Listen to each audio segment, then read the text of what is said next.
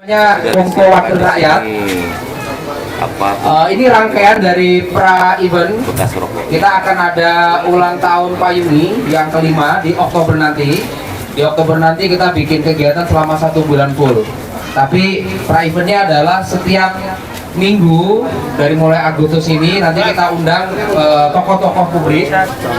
Ini khusus karena kebetulan ada wakil-wakil saya sama dengan yang siapa tahu membuka dinamika Kota Metro ke depan. ini perlu di. Tapi selanjutnya kita akan undang per partai politik. Misal besok ada PAN, ada dari DPR RI, DPRD provinsi, DPRD kota, kemudian bisa bergantian PKS, bisa bergantian PDIP dan partai lain.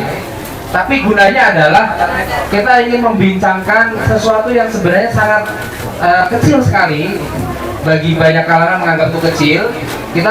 Tema pagi ini adalah tentang Pilwakot 2024 Metro, pemberdayaan dan ekonomi kreatif. Nah, ini saya senang datang, ada Mbak Tidana dari bidang ekraf, ada Bu Rosita. Sekarang di mana Bu Rosita? Di Kesbang.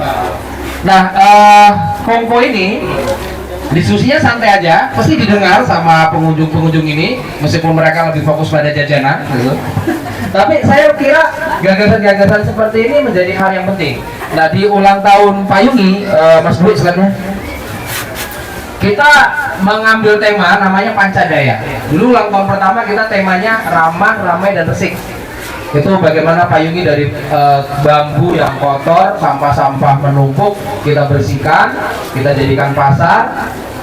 Ulang tahun kedua kita ada tema dulu Payungi untuk Indonesia. Kita mulai meneguhkan bahwa Payungi satu gerakan yang mencoba kota kecil tapi kemudian menginspirasi nasional. Alhamdulillah exposure kita sampai ke Kick Andy dan TV-TV nasional. Kemudian di ulang tahun ketiga kita ada tema waktu itu gotong royong untuk negeri. Terus kemudian kita memulai, kalau ada ulang tahun ada pidato kebudayaan, ada Payungi Award, kita memberikan penghargaan bagi penggerak-penggerak lain.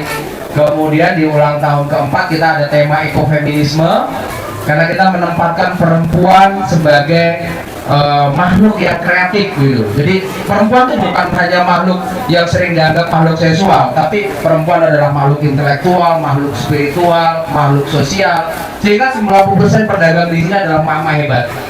Pergelaran akhirnya kami hari ini bisa ada omset 80-100 juta, dan ini semua mengalir ke keluarga. Nah, ulang tahun kelima ini kita meneguhkan tentang Pancadaya. Sorry karena slide-nya hilang.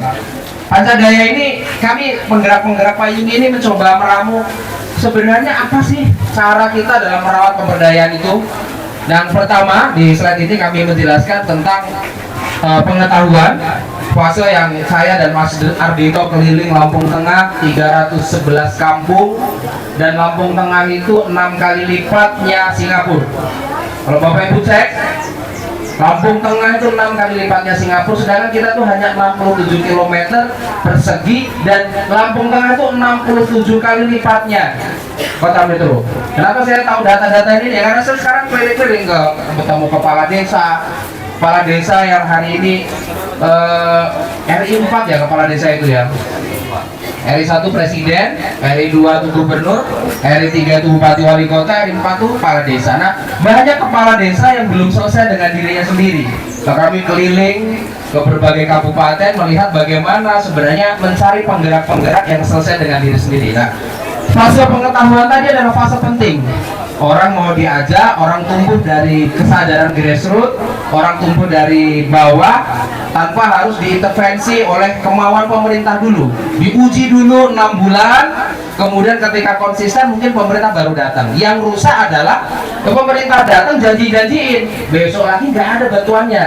Nah, itu yang keliru. Yang kedua adalah pergerakan. Orang setelah cukup pengetahuannya, kemudian kita kasih ajak untuk gotong royong. Ini lambat berkemajuan. Kita numpang di tanah Muhammadiyah. Ini ada PAUD Muhammadiyah. Kita bangun 3 hari dengan bantingan warga. Cukup. Batang kelapanya dari kebun bapak saya. Ya, untung bapak saya nggak marah kan. Kayunya iuran, gentengnya dari Bu Wiwi. Ini semua iuran. Jadi proses seperti ini juga bukan proses sulapan, tapi proses kreatif melibatkan masyarakat. Yang ketiga adalah pengorbanan. Kami ada iuran macam-macam di payung ini, karena payungan bukan milik saya, ini murni milik masyarakat. Semua orang yang mau dapat uang dagang, nggak boleh ada tukang pala di kampung ini. Dari mulai tukang parkir suami mereka, kemudian pedagang, dagang, sebelum gelaran sedekah makanan ke tim kreatif, flying fox, kelinci, panahan, mancing ikan, mewarnai musik dan sebagainya. Kemudian mereka ada infak ke musola, karena dulu kita pinjam kas musola 15 juta untuk memulai payung ini.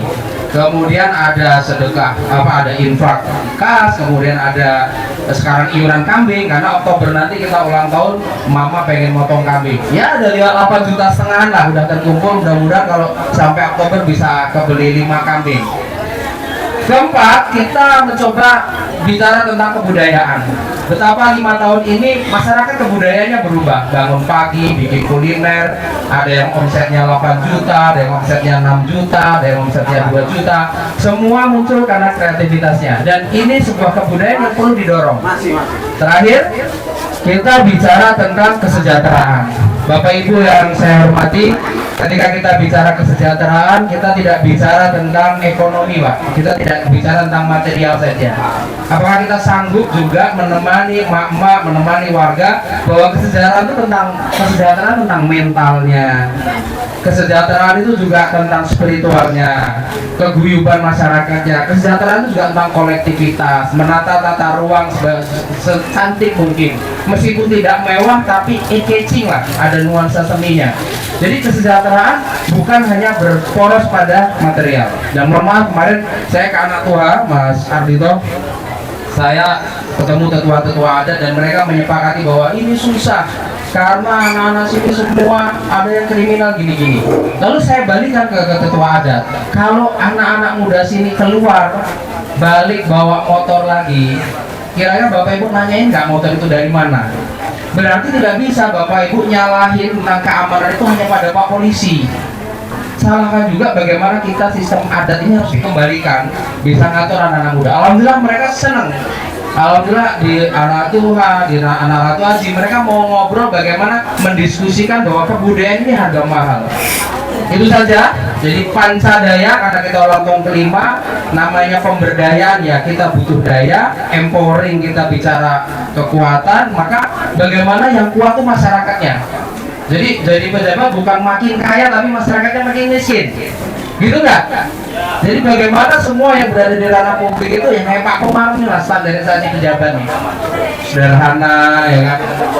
Ya kalau dimintain duit juga nggak ada Pak Komar ini serius, tapi gagasannya, hatinya, saya pastikan belum untuk masyarakat. Kadang nyepeda sendiri kalau ditimpuk orang gimana orang ini gitu saya kan, ya kan? Nah kita diskusi santai. Pancadaya menjadi tema penting kita dan bagaimana pemberdayaan dilakukan. Saya kira jagoan saya di sini Mas Ardito, karena ngomong pemberdayaan bisa 24 jam kalau sama beliau. Tapi tentu ini bukan proses instan, ini proses terus dan kita semua berjuang ke sana. Jangan datang 5 tahun sekali Bapak Ibu, kita datang tiap hari. Terima kasih. Wassalamualaikum warahmatullahi wabarakatuh. Monggo Ustaz Herman. Oke. Assalamualaikum warahmatullahi wabarakatuh. Pertama-tama saya nggak tahu apa alasan Mas Dharma itu meminta saya untuk jadi moderator. Tapi yang saya tahu, Mas Dharma mungkin pengen diskusi pagi ini agak hangat. Nah, jadi akan saya hangatkan dan mohon Bapak Ibu yang ada di depan jangan bapak. Nah, karena pertanyaan saya nanti pasti akan sedikit menggelitik ya. Kalau kamu dibilang memukul sedikit, tapi ya menggelitik boleh. Ya. Gua mundurin badan bang. Jangan kuping tipis. Oke, saya tertarik tadi kata Mas Dharma adalah soal proses kepemimpinan di Kota Metro juga dimasukkan dalam materi diskusi kali ini, termasuk dari sisi pariwisata, budaya dan segala macam. Sekarang izin Pak Komaru, orang-orang yang Metro ya, kita duluin tamu. Kan tamu adalah raja kalau nggak salah. Nah biasanya raja itu ya inilah sama rakyatnya ya, jadi harus berbaik hati. Jadi kita mulai dari Pak Wakil Bupati Lampung Tengah, Pak Ardito. Saya pengen dengar seperti apa sih konsep pemberdayaan khususnya di pariwisata yang kalau Mas Ardito misal ada di Metro atau dilakukan di Lampung Tengah itu seperti apa? Ini makanya jangan saya awali jangan kupingin jangan tipis karena akan keluar diksi-diksi yang mungkin agak mengganggu satu sama lain. Iya, siapa Komarul. Senang saya ini. Ya, silakan Mas Dito. Ini mic-nya satu ya, Mas? Oh, ya, dua. Silakan Mas Dito. Konsep pemberdayaan kalau ada di Metro kan konsep pemberdayaan di Metro konsep pemberdayaan di Metro maupun Lampung Tengah tadi kan bisa dicontohkan dengan budaya ya. Baik, terima kasih. Ini mohon izin Pak Wakil Wali Kota, Pak Komarul, mohon izin juga ini ada Mas Husaini, ini tekengan pusat tengah nih, tekengan pusat itu gitu loh, Mas Rahmatullah. Caleg-caleg sekarang sudah bikin baliho, nggak ada yang berani masang nomor urut, karena dia nggak pasti nomor urutnya berapa. Biasanya nunggunya DCT dulu. Ini udah ada yang berani masang nomor urut, kalau nggak yakin banget keluarnya itu nggak mungkin tekengan pusat. Saya yakin buat caleg juga belum berani masang nomor urut. Jadi jangan samakan antara dagangan pusat sama dagangan kayak kita ini. Jangan samakan. Jadi terima kasih pertanyaannya, menanyakan tentang bagaimana metode untuk pemberdayaan baik di Lampung Tengah, baik di Kota Metro, baik dimanapun. Sebenarnya yang saya pahami ini belum tentu benar. Tapi menurut pendapat saya dari apa yang saya tahu, karena yang saya pahami adalah yang saya tahu saja. Bentuk apapun pertama menggelitik rasa gerak seseorang. Kalau saya misalnya dokter itu pengen mengobati seseorang, itu sebenarnya tidak ada gunanya kalau orang itu tidak mau disembuhkan. Gerakan masyarakat, majunya masyarakat, pertama adalah dari jelinya pemerintah melihat mana masyarakat yang mulai bergerak, mana masyarakat yang ingin membangun. Tangkap aspirasi mereka, datang di tengah mereka, kemudian bantu mereka, karena mereka pada saat bergerak, kita harus mempunyai keyakinan bahwa sebenarnya seluruh masyarakat baik dimanapun di Indonesia aslinya pengen maju. Cuma kadang-kadang mereka mungkin bingung mau majunya, mulai melangkahnya dari mana. Kehadiran kita adalah sebagai pintu dan sinar untuk mereka yang ingin maju, sehingga akhirnya mereka bisa menemukan jalan baik dengan pemikiran, baik dengan bantuan, baik dengan ide, baik dengan kewenangan kita sebagai pimpinan daerah, membantu mereka untuk segera pertama mengambil langkah. Pemahaman yang harus diberikan kepada mereka adalah sebuah keberanian untuk bergerak. Kadang-kadang banyak sekali orang yang punya ilmu, orang yang mempunyai sebuah pemahaman, orang yang mempunyai sebuah pengetahuan, tetapi kadang-kadang semakin banyak orang tahu, itu malah membuat mereka terlalu berhati-hati untuk bergerak. Jadi menanamkan rasa keberanian menjadi sebuah lentera, sehingga akhirnya masyarakat yang ada di bawah yang ingin maju bisa melangkah sembari sesuai kemampuan dia, kearifan lokal dia. Pertama yang harus kita dapatkan adalah akademisinya dulu. Setelah akademisinya ada, bantu akademisinya. Kita jadi jalan, kita jadi sumber pengetahuan, kita bukakan link, sehingga kebutuhan-kebutuhan lain yang dibutuhkan untuk pemberdayaan itu bisa kita bantu dari berpikirnya, dari kekuatannya, dari linknya. Setelah dikasih tahu mereka, motivasi mereka action, karena perubahan itu hanya bisa terjadi apabila kita melakukan action. Kalau tanpa action, perubahan itu tidak akan terjadi. akan lebih berharga seseorang yang pagi ini menyabut rumput satu biji di sana dibandingkan saya yang cuma ngomong di sini. Sebenarnya seperti itu. Jadi paling bagus dari sini saya keluar ke sana, saya nyabut rumput satu, karena itu akan lebih berharga dibandingkan hanya teori yang ada. Action sesegera mungkin untuk membawa perubahan agar dunia kita lebih indah ke depannya. Siap. Terima kasih. Gimana? Udah kayak anu bener ya? Politisi murni ya? Jadi beliau ini berapa ya? Berarti 2 tahun ya Mas ya? Wakil Bupati? Ya, saya 2 tahun jadi wakil bupati. Oh iya, Ya. kayak udah 2 periode ya? Iya. Ya, jadi lembut bener ya kuping kita ya, enak kayaknya. Tapi begini Mas. Saya lembut itu karena belajar dari Mas Rahmat. Saya nah, itu sebenarnya salah satu trik politisi, selalu begitu. Jadi umpan lambungnya selalu begitu deh. Tapi gini Mas Dito, kalau kita itu udah bosen sebenarnya dengar kata-kata seperti itu. Tapi saya pengen tahu juga apa sih yang udah dilakukan Mas Dito, khususnya di Lampung Tengah dengan argumen yang tadi disampaikan. Apa yang sudah Mas Dito lakukan di Lampung Tengah? Jadi kata kuncinya begini. Saya nggak mau nanti Mas Dito ngomong karena saya posisinya wakil jadi saya tidak bisa action terlalu jauh karena kita pinggirkan dulu itu. Tapi saya ingin tahu langkah real apa yang sudah Mas Dito lakukan di Lampung Tengah. Kemudian langkah apa, pasti beda tuh karakter tuh antara Lampung Tengah dan itu. Kalau diimplementasikan di Metro itu seperti apa menurut Mas Dito? Apakah ada berbeda budaya tadi mempengaruhi cara penanganan atau seperti apa? Coba Mas Dito, karena kita nggak tahu, siapa tahu 2024 kan mau jadi wali kota Metro kan ya, berdampingan sama Pak Komaru ya kan, kita nggak tahu. Jadi sebenarnya kalau saya yang masalah berdampingan itu sebenarnya sebaiknya ukurannya siapa yang lebih tua, siapa yang lebih tua biar duluan lah. Nah, jadi gini Mas Herman, memang apa langkah-langkah yang sudah dilakukan? Langkah yang sudah dilakukan itu sebenarnya langsung melakukan sesuatu seperti kayak kalau seandainya ada seseorang atau ada sekelompok langsung calling, Mas kami mau membuat trust itu adalah sebuah pasar yang pasar itu dilaksanakannya malam. Kita nggak bisa pada saat mereka memberitahu kita nggak langsung hadir. Kita langsung ada di sana. Kita keluarkan dulu apa sih trust yang mau mereka buat itu.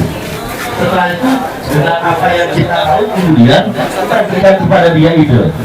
Jadi menangani sebuah gerakan ekonomi kreatif itu sama kayak menangani anak kecil. Dia harus dilakukan secara terus-menerus. Motivasi yang diberikan harus diberikan secara terus-menerus. Jadi dia tidak bisa berhenti. Karena yang kita urus adalah manusia. Pada saat dia tensinya turun, itu kelompok itu tensinya turun, akademisnya nggak kuat, dia ngelapor sama kita nggak langsung hadir, itu akan membuat akhirnya komunitas itu akan bergerak. Jadi inti dari gerakan ekonomi kreatif adalah sebenarnya hadirnya para akademisi, hadirnya orang-orang yang mempunyai kemampuan lebih di tengah masyarakatnya. Mereka akan berkembang sesuai dengan kearifan lokalnya masing-masing nantinya. Tergantung dari kemampuan sumber daya kelompok itu sendiri, akhirnya mereka berkembang dengan kemampuan masing-masing. Walaupun konsepnya sama, mau dengan tribun, mau dengan peta heli, kita coba aplikasikan di tengah mereka. Nanti hasil dari setiap tempat, yang namanya Payungi, yang namanya Pak Monti, sebenarnya saya sudah membuat 13 tempat di Lampung Tengah, tapi mati semua, yang sisa tinggal 3. Tetapi tinggal 3 itu memang rata-rata terjadi gara-gara faktor akademisi yang ada di sana nggak kuat. Untuk apapun kita harus bisa memberikan motivasi kepada mereka bahwa mereka harus mulai bergerak dan pemerintah ada di sana. Saya nggak menyampaikan masalah saya wakil bupati atau tidak wakil bupati, tetapi saya berharap dukungan terhadap gerakan ekonomi kreatif ini jangan dipandang politik dulu. Jadi hanya gara-gara Pak Komaru yang datang ke sana terus kemudian akhirnya dukungan ke sana bukannya dibiarkan malah dihentikan. Itu yang saya khawatir. Jangan jangan berpandangan itu dulu. Gerakan ini adalah murni sebuah gerakan yang menggugah masyarakat untuk bisa terjadi perubahan pola pikir dan perilaku, memanfaatkan waktu yang ada sehingga akhirnya tempat itu bisa berkembang sendiri dengan peningkatan sumber daya manusia yang ada di kelompok itu. Apa yang sudah dilakukan itu selalu berusaha dengan kemampuan yang ada untuk hadir di sana. Kalau kemampuan yang lain ada, tetapi kemampuan yang saya punya adalah kemampuan untuk saya yang sebenarnya kecanduan untuk bisa menjadi inspirasi buat orang lain. Di hati saya, di diri saya, rasa untuk pengen dihargai itu tinggi. Tadi Mas Husaini menyampaikan, wah Mas Dito ini apa namanya baik segala macam gitu ya. Sebenarnya saya nggak baik. Saya turun ke bawah menyapa mereka di tengah mereka. Bukan karena saya baik, karena mereka lah orang yang membutuhkan saya dan saya membutuhkan mereka karena saya pengen dihargai dengan kemampuan yang ada. Saya senang sekali kalau saya datang ke sebuah tempat, akhirnya tempat itu bisa bergerak karena saya menjadi dan saya akan mempelajari kalau payung ini bergerak gara-gara Mas Dharma, Mas Rahmat itu dulu bikin caktiran. Saya selalu mempelajari kenapa kok mereka bisa menjadi orang-orang yang mampu menginspirasi orang lain seperti itu. Nah, jadi apa yang saya lakukan dan sampai sekarang selama kemampuan ada, saya akan berusaha untuk hadir di tengah mereka menyampaikan yang saya tahu. Kalau saya bisa bantunya ilmu, saya bantu ilmu. Kalau saya bisa bantunya kewenangan, saya bantu kewenangan. Kalau saya bantunya bisa yang lain, saya bantu yang lain. Saya hanya membantu apa yang saya mampu di tengah masyarakat. Yang jelas hadirnya di tengah masyarakat, mendengar mereka langsung bentuk apapun. Sampai tahu nggak Mas rasanya kalau putar di Lampung Tengah? Tahu nggak? Itu begitu saya turun pasti rata-rata ngomong, Mas Dito jalannya jelek, Mas Dito jalannya jelek, Mas Dito jalannya jelek. Semua ngomong seperti itu. Kemampuan kita untuk menerima omongan mereka itu sangat besar. Walaupun akhirnya kita ambil handphone, kita telepon kepala dinas bina marga nggak angkat, tapi paling nggak kita harus tunjukkan kepada mereka bahwa apa yang mereka sampaikan kepada kita sebagai sebuah permintaan kita suarakan sudah kita lakukan. Jadi saya tidak pernah memberikan kepada mereka atau menjadikan pada mereka sebuah hasil. Yang saya bisa jadikan pada mereka, saya melakukan apa yang mereka minta selama yang mereka minta adalah hal yang untuk masyarakat, untuk pribadi. Siap, mantap. Jadi dari statement ini saya menangkap beberapa hal ya. Yang pertama bahwa beliau ini ditebalkan tadi di awal sudah dikasih tahu, tapi di akhir ditebalkan, dia nelpon kepala dinas PU tidak diangkat, ya kan? Itu penebalan sebenarnya. Jadi kalau saya ini kan orangnya suka membaca kalimat bersayap. Dari penebalan kata itu saya lihat beliau kayaknya nggak mau ke Metro, Mas Dharma. Itu kalau nanti dulu Mas. Ini biar kami saya jawab langsung. Kita harus membedakan antara penebalan kata sama menceritakan apa adanya. Nah, jadi menceritakan apa adanya. Yang saya sampaikan itu sebenarnya menceritakan apa adanya. Bukan berarti dengan itu saya mengeluh, tidak. Enggak. Begitu tidak diangkat, saya coba telepon lagi. Nggak diangkat, saya coba telepon lagi. Nggak diangkat, saya coba telepon lagi gitu. Saya kadang-kadang sampai ngecek, jangan-jangan apakah handphone saya ini pulsanya habis ya? Enggak, pertanyaannya gini, dia nelpon balik nggak setelah nggak diangkat tuh?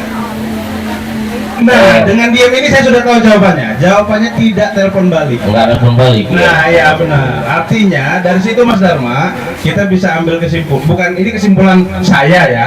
Ini bukan kata-katanya Mas Dito. Dari kesimpulan saya adalah kayaknya memang 2024 harus bertarung di Lampung Tengah dengan head to head ini sepertinya ya. Kalau dari sini saya sudah tangkap. Apa namanya? Itu yang menyimpulkan sendiri nih. Ya, ini makanya tadi saya habis ini masuk koran pula gue. Saya disclaimer dulu itu kesimpulan saya. Jadi Pak Komaru tenang. Masih ada ini ya. Oke. Sama saya tahu sebenarnya supaya dia nggak tahu pemahaman yang harus kita dapatkan. Semua masyarakat yang ada di sini yang ada di depan mempunyai hak yang sama untuk mencalonkan diri sebagai wali kota Kota Metro. Jadi kita nggak usah tipis kuping, terbuka aja, berani bicara aja, sampaikan aja. Selama yang disampaikan bukan hal-hal yang melanggar hukum, kita nggak perlu khawatir dengan apapun. Jadi pada saat nanti ada yang ini nembak Pak Komaruf nyalon wali kota, langsung aja ketawain aja, nggak apa-apa. Kalau saya nembak saya nyalon nggak apa-apa, ketawain aja. Karena sebenarnya Mas Herman ini nggak tahu bahwa saya ini sekarang sedang berusaha melobi di pusat gimana caranya jadi cawapres. Ya, itu yang saya bilang kalimat bersayap. Jadi iya. Oke. Kayaknya kalau di sini ngomong apa aja salah. Ya, kalau di sini emang kayak gitu Mas. Tapi sekali lagi ya teman-teman, ini diskusi, jadi jangan terlalu jadi beban pikiran karena ini masih pembicaraan ringan di antara kita.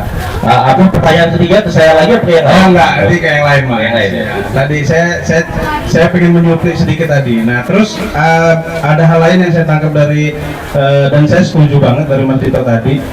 Jangan ketika politisi atau wali kota atau apapun, bupati yang datang ke suatu tempat pariwisata, jangan terus itu ngumpul ke sana, kita jangan saya pikir itu hal-hal yang menurut saya terlalu naif ya, terlalu picik. Karena kita nggak bisa juga loh melarang politisi main ke Payungi, main PDI, di sini ada PKS, ada Gerindra, nggak bisa juga gitu loh. Jadi saya setuju itu Mas. Jadi jangan sampai gara-gara didatengin politisi A, terus B, C, D, udah kita nggak usah ke sana, biarin aja mati. Nah itu saya pikir terlalu naif. Jadi gitu. Mohon maaf, saya potong lagi bro. Supaya rame dong. Kadang-kadang banyak yang salah paham dengan seorang politisi atau dengan seorang yang megang jabatan. Mindset yang dibuat terhadap kita sekarang yang sedang menjabat adalah bagaimana cara untuk menjabat selama-lamanya. Itu yang salah. Sebenarnya kalau dipahami adalah yang kita cari pada saat kita menjabat adalah bagaimana kita menjabat abadi. Itu yang benar sebenarnya. Menjabat secara abadi itu kalau orang salah memahaminya itu salah. Jabatan abadi adalah sebuah jabatan yang apabila jenengan ada di tempat itu walaupun cuma 1 jam, tapi keputusan yang jenengan buat adalah keputusan yang nyaman untuk diceritakan dari tahun ke tahun sebenarnya itu. Jadi cara untuk mendapatkan sebuah jabatan abadi mesti mindsetnya kita rubah, bahwa mindsetnya adalah kita dalam menjabat walaupun cuma 1 jam, yang kita lakukan adalah sebuah hal yang nyaman untuk diceritakan dari tahun ke tahun sebenarnya kayak gitu. Siap. Nah itu tadi Pak Komaruf notice banget. Wah. Jadi sama Pak Komaruf di notice itu Mas Dito. Nah ini kalau internal Kota Metro terakhiran ya, karena kita yang punya wilayah masalahnya. Kita coba ke Mas Rahmat yang lagi berupaya untuk duduk di parlemen, ya. Jadi Pak Komaruf tenang Pak Komaruf. Oh ya. Kalau ini incumbent, jadi peluangnya lebih tinggi untuk duduk kembali, untuk terpilih kembali. Nah ini Mas Rahmat, kita pengen dengar nih, apalagi Mas Rahmat salah satu penggerak lah yang ada di sekitar Payungi. Menurut Mas Rahmat sendiri, apa yang dikatakan Mas Dito tadi, apakah hanya lip service? Atau memang tapi jangan ini loh Mas, jangan mentang-mentang Gerindra sama PKB koalisi di pusat terus support apa yang dikatakan. Jadi tetap harus kita kritis, kita bangun apa yang menurut Mas Rahmat yang disampaikan Mas Dito tadi. Terima kasih. Coba di Mas, gimana Mas Rahmat melihat pemberdayaan? Kita ngomong Kota Metro deh. Di Metro Timur gimana? Ada apa Mas? Pertanyaannya tadi. Iya. Pendapatnya Pak Rahmat tentang yang iya. Pertanyaan jangan 2. Iya. Ayo Bang Rahmat. Tafikan dulu Pilpres ya Mas. Tafikan dulu Pilpres. Kapan coba? Iya. Terima kasih. Assalamualaikum warahmatullahi wabarakatuh. Bu Angela Nani, ini Pak Komaruf, Mas Dito. Ini ada berapa partai lah? Ada 5 partai. Gerindra, PKB, PKS.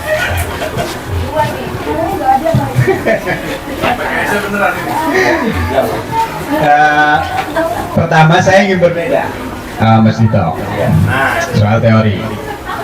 Teori penting. Saya tidak termasuk orang yang tidak setuju kalau kita hanya berposisi yang penting itu adalah kerja, tapi juga mikir. Jadi saya ingin patahkan itu karena sebenarnya bangsa ini dibangun oleh gagasan besar, bukan hanya oleh kerja besar belakangan. Jadi harus ada kerangka pikir yang besar. Jadi ada dua wilayah yang sebetulnya tidak boleh dipertentangkan. Pikiran adalah wilayah sendiri, kerja adalah wilayah sendiri. Jadi yang nggak bisa kerja ya mikir aja dulu mau ngapain. Nanti ada eksekusi juga, karena tidak semua juga orang bisa bekerja. Kedua, saya ingin sampaikan pemberdayaan itu tidak mesti terkait dengan destinasi, harus dikunjungi. Pemberdayaan dan pasar ada dua hal yang berbeda, tapi mengaitkan keduanya itu boleh jadi. Kita punya pengalaman, sejarah bangsa ini punya pengalaman pemberdayaan yang panjang. Dari yang terpendek aja, dulu sebelum PNPM ada namanya PPK, Program Pengembangan Kecamatan. Pasca Orde Baru tumbang, berganti nama menjadi PNPM, Program Nasional Pemberdayaan Masyarakat, yang kemudian dibagi-bagi. Saya pernah menjadi fasilitator tahun 2008 sampai 2009 di Rembang Tangkas, Kuai Kanan. Kalau mengaitkan antara destinasi wisata, program pemberdayaan menjadi kunjungan kemudian dia menjadi viral, itu hal yang bagus. Tapi jangan paksakan ke situ semuanya. Ada dua tanggung jawab yang diamanatkan oleh undang-undang terhadap pengambil kebijakan, eksekutif dan legislatif. Pertama, ada mensejahterakan umum, mewujudkan kesejahteraan umum. Kedua adalah mencerdaskan kehidupan bangsa. Ada dua poin di situ. Kalau dalam sejarah kemuhammadiyaan yang dibangun oleh Ahmad Dahlan, Ahmad Dahlan itu mengkaji surah Al-Maun itu 3 bulan, surah Al-Asr itu 7 bulan. Ini ayat pendek ya, surah pendek ya. 3 bulannya tuh mengkaji itu tidak henti-henti. Kenapa surah Al-Maun? Karena di situ ada isu pemberdayaan. Dikenallah dengan Trisula Pemberdayaan Muhammadiyah. Ada yang kemudian sekarang dia wajawantahkan dengan 3 kata ya: feeding, schooling, healing. Feeding itu food, makanan, ekonomi, kemudian pendidikan, kemudian kesehatan. Kalau kita bicara hari ini, saya lihat karena ada tren dipayungi, kemudian itu diikuti. Semua orang menciptakan pasar. Menciptakan pasar, kalau itu kebutuhan masyarakat satu kampung memang pasar, oke. Tapi kalau bukan itu, jangan. Jadi masyarakat kita satu kampung itu ada yang hobi melukis, ada yang hobi membatik, ada yang hobi apa. Buat kampung kreatif sesuai dengan potensi besar di kampung itu. Jadi jangan kemudian termotivasi karena ini lagi tren, kemudian diberitakan di mana-mana. Pemberdayaan itu kalau nggak uang, nggak viral, nggak jadi omongan banyak orang, kemudian kita nggak sebut pemberdayaan. Nah, saya juga setuju dengan yang kayak gitu. Maka kemudian kenapa kegagalan? Selain kemudian harus dievaluasi, pentingnya mikir, menurut saya, kenapa kita harus melakukan memaksimalkan pikiran? Karena memang kita harus evaluasi apakah memang SDM yang tidak mumpuni atau itu bukan yang dibutuhkan oleh masyarakat. Ini ada Pak Muzani ya kayaknya. Iya. Jadi survei kampung sendiri itu penting, memetakan apa kepentingannya. Itu dulu menurut saya ya. Jadi terkaitkan dengan pekerjaan itu. Oke, terima kasih. Ini apa si Nani tadi ngomong sama saya, Mas, aku piye? Saya bilang itu statementnya Mas Rahmat tadi itu statement titipan sih. Jadi kita nggak hanya kerja ya kan, jadi harus mikir. Nah sebenarnya itu titipan tadi, dari ngomongnya begini, ada PDI kata dia ya, bercanda ini jokes ya. Jadi saya setuju dengan apa yang dikatakan Mas Rahmat tadi. Menurut saya nggak bisa juga semua disamaratakan. Jadi semua daerah pasar, jangankan di Lampung Tengah bikin berapa, 13 tadi Mas, 11 sampai 13 Yang pasar 11 ya, yang pasar 13 yang hidup 3. tapi nggak semua pasar Iya, kayak Tirta Gangga bukan pasar, iya, Turun 7 bukan pasar. iya.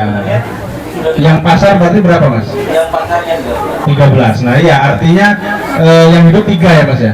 Iya. Nah ya itu tadi. Jadi Makanya kenapa disebutnya 13 pasar itu? Karena yang pertama muncul adalah akademisinya. Pada saat akademisinya kita datang ke sana ngobrol sama mereka, mendengarkan mereka.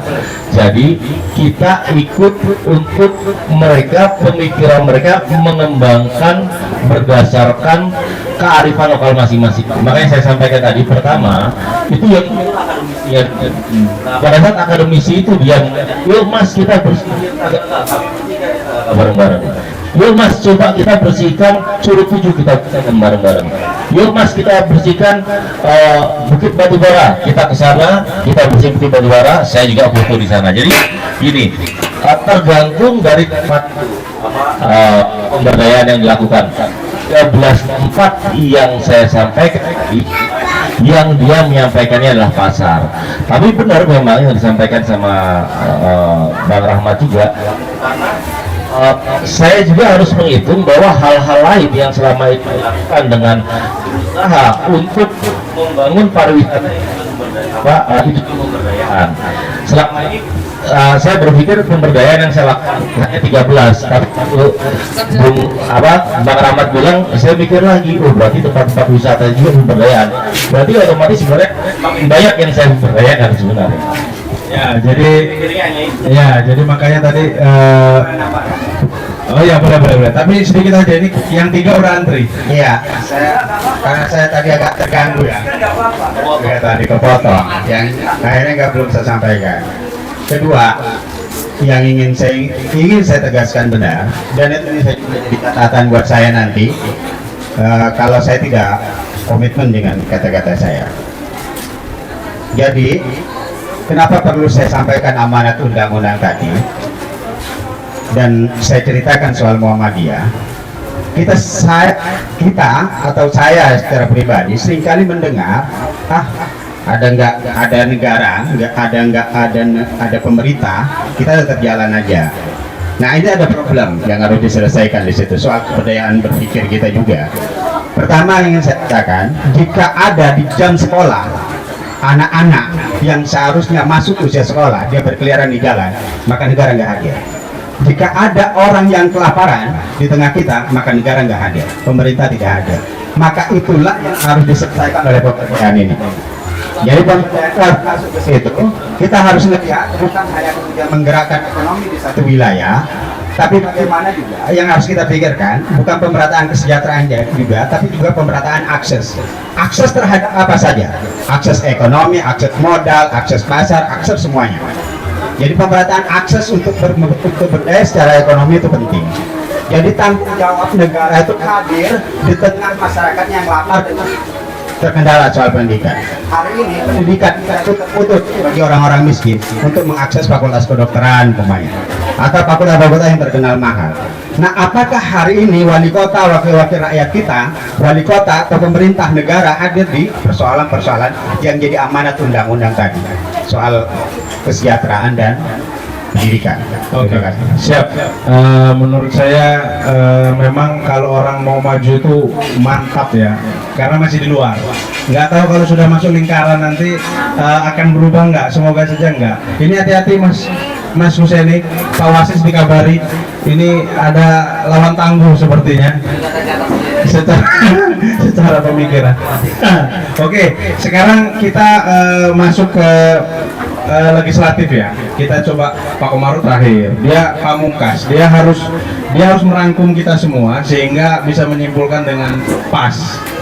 Pak Komarudin harusnya segera mungkin, kalau nggak kasih dulu diambil loh. Enggak apa-apa. Ini kan moderator sah ini Pak. Ini iya. Enggak.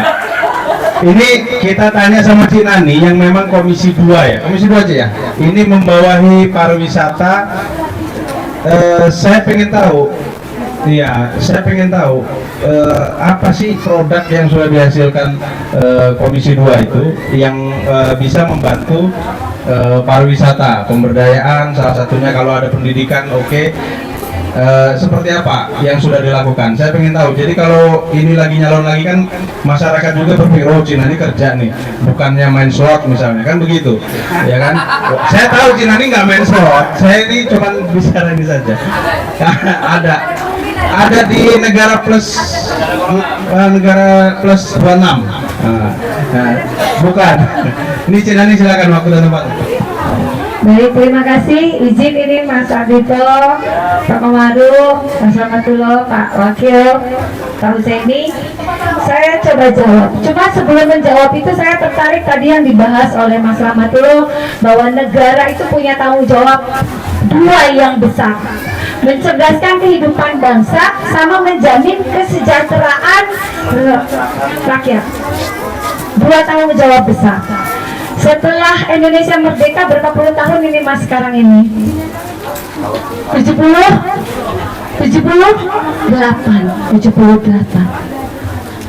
Bentar lagi tahun 2045 sudah 1 abad. Kadang-kadang saya sendiri berpikirnya agak setengah hopeless. Tetapi memang ada langkah-langkah yang sudah dibuat oleh pemerintah, terobosan-terobosan. Saya tidak mengatakan bahwa karena Pak Jokowi itu ini dari PDIP yang mendukung PDI Perjuangan, tetapi memang sudah mulai kelihatan ada jejak-jejak yang mulai dilakukan. Terutama bicara kemarin kalau untuk kita yang paling berasa tentang jalan tol, ya, ini aksesnya luar biasa sekali. Terasa imbasnya untuk kita. Lalu menyambung tadi bicara tentang pertanyaan Mas Herman tentang apa yang sudah dilakukan oleh Komisi 2.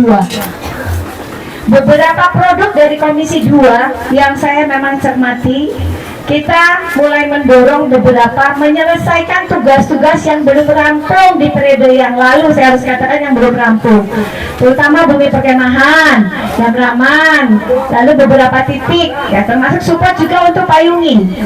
Lalu sudah mulai membuka beberapa destinasi, ya, hidup segan mati tak mau hasil produknya itu. Tapi pada prinsipnya teman-teman kita support, kita dorong. Daerah mana yang punya potensial, ayo monggo dibantu. Kita harus hadir pada saat itu. Saat masalah Damraman punya persoalan antara yang diberi akses kewenangan untuk mengelola, lalu beberapa masyarakat curhat bahwa mereka tidak dilibatkan dan segala macam, kita hadir Mas, kita datang ke sana. 3 kali kita kunjungi, kita ajak dialog. Bagaimana ini dipecahkan? Beberapa fasilitas yang sudah dibangun di sana itu menggunakan anggaran yang tidak sedikit, ya, boleh dana. Nah, kita optimalkan bagaimana supaya itu bisa digunakan, bukan jadi bangunan mangkrak. Dananya sekian banyak, kalau dibelikan beras berapa banyak Mas untuk membantu rakyat? Covid loh waktu itu. Kita berusaha mendorong untuk itu. Pinglet kemarin, meskipun dari teman-teman pariwisata belum turun, saya karena sebelum kalian turun, ibu sudah turun dulu. Ini jujur bicara, karena yang menggagas itu teman dekat, adik dekat saya, sampai Saleh. Lalu dia datang ke rumah, tolong Cici bantuin saya dulu Cici, saya bagaimana mau ngolah pinglet ini supaya bisa ada nilai manfaat ekonomisnya. Ya, saya bukan mengecilkan hati, mural saya bantu, beberapa space saya izinkan supaya mereka bisa pakai. Cuma saya bilang, kondisi pinglet itu tidak memungkinkan. Kamu jangan, ya belajarnya sama Mas Dharma, memang saya dengar karena mereka sudah curhat banyak. Ada kondisi lokasi yang tidak memungkinkan menurut saya Mas Dharma saat itu. Karena mereka sudah punya inisiatif, nggak mungkin saya patahkan di tengah jalan. Namanya orang punya keinginan. Apa yang bisa saya support, saya bantu secara pribadi. Meskipun saya tetap harus membawa nama komisi, ya. Nah, masalah pendidikan, saya mau bicara juga. Moto kita sebagai kota pendidikan ini sudah berapa puluh tahun sebenarnya. Tapi produknya apa sih? Produknya apa? Yang menjadi keunggulan secara khusus yang dihasilkan, misal contoh, saya punya satu harapan sebenarnya kemarin. Kalau tingkat SMP, kita akan pilih beberapa sekolah SMP. Kita fokus dari SMP mana yang bisa mencetak, bukan seperti mesin mencetak ya, menghasilkan anak-anak yang punya keunggulan khusus, Misal contoh SMP 1 itu berapa ribu siswa.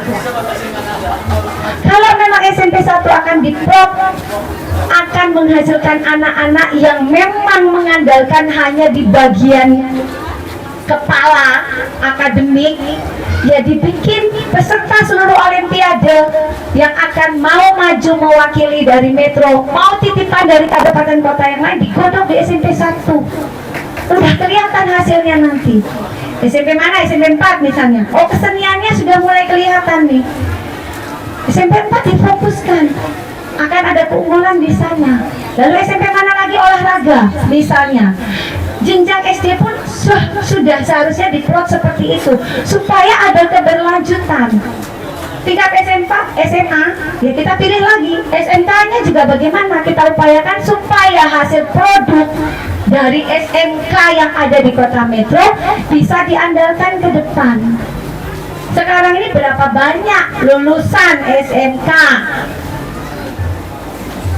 yang tidak punya pekerjaan dan tidak bisa juga melanjutkan sekolah karena kondisi ekonomi. Lalu mau dikemanakan? Ini PR berat sebenarnya. Ya memang benar Pak Wakil, tidak semua itu orang metro yang ke sekolah kita. Mereka gembor-gembornya kadang-kadang saya suka malu. Metro kota pendidikan ya Bu Ansila, benar, motonya kota pendidikan. Tapi kami juga bingung bro, setelah lulus dari sana anak-anak kami itu mau ngapain? Menjadi PR besar untuk kita semua. Komisi 2 di bawah mitra kami juga Mas. Saya sering diskusi, tetapi akar persoalannya itu tadi harus ada keberanian membuat satu terobosan, diputuskan bersama. Tidak bisa maunya anggota dewan saja, tidak bisa maunya eksekutif saja. Lalu di atas kan juga ada undang-undang yang lebih tinggi. Apakah bisa sejalan dengan kita semua? Nah, keberanian ini kita punya tidak? Dan menjadi pertanyaan besar buat saya, boleh tidak sebenarnya?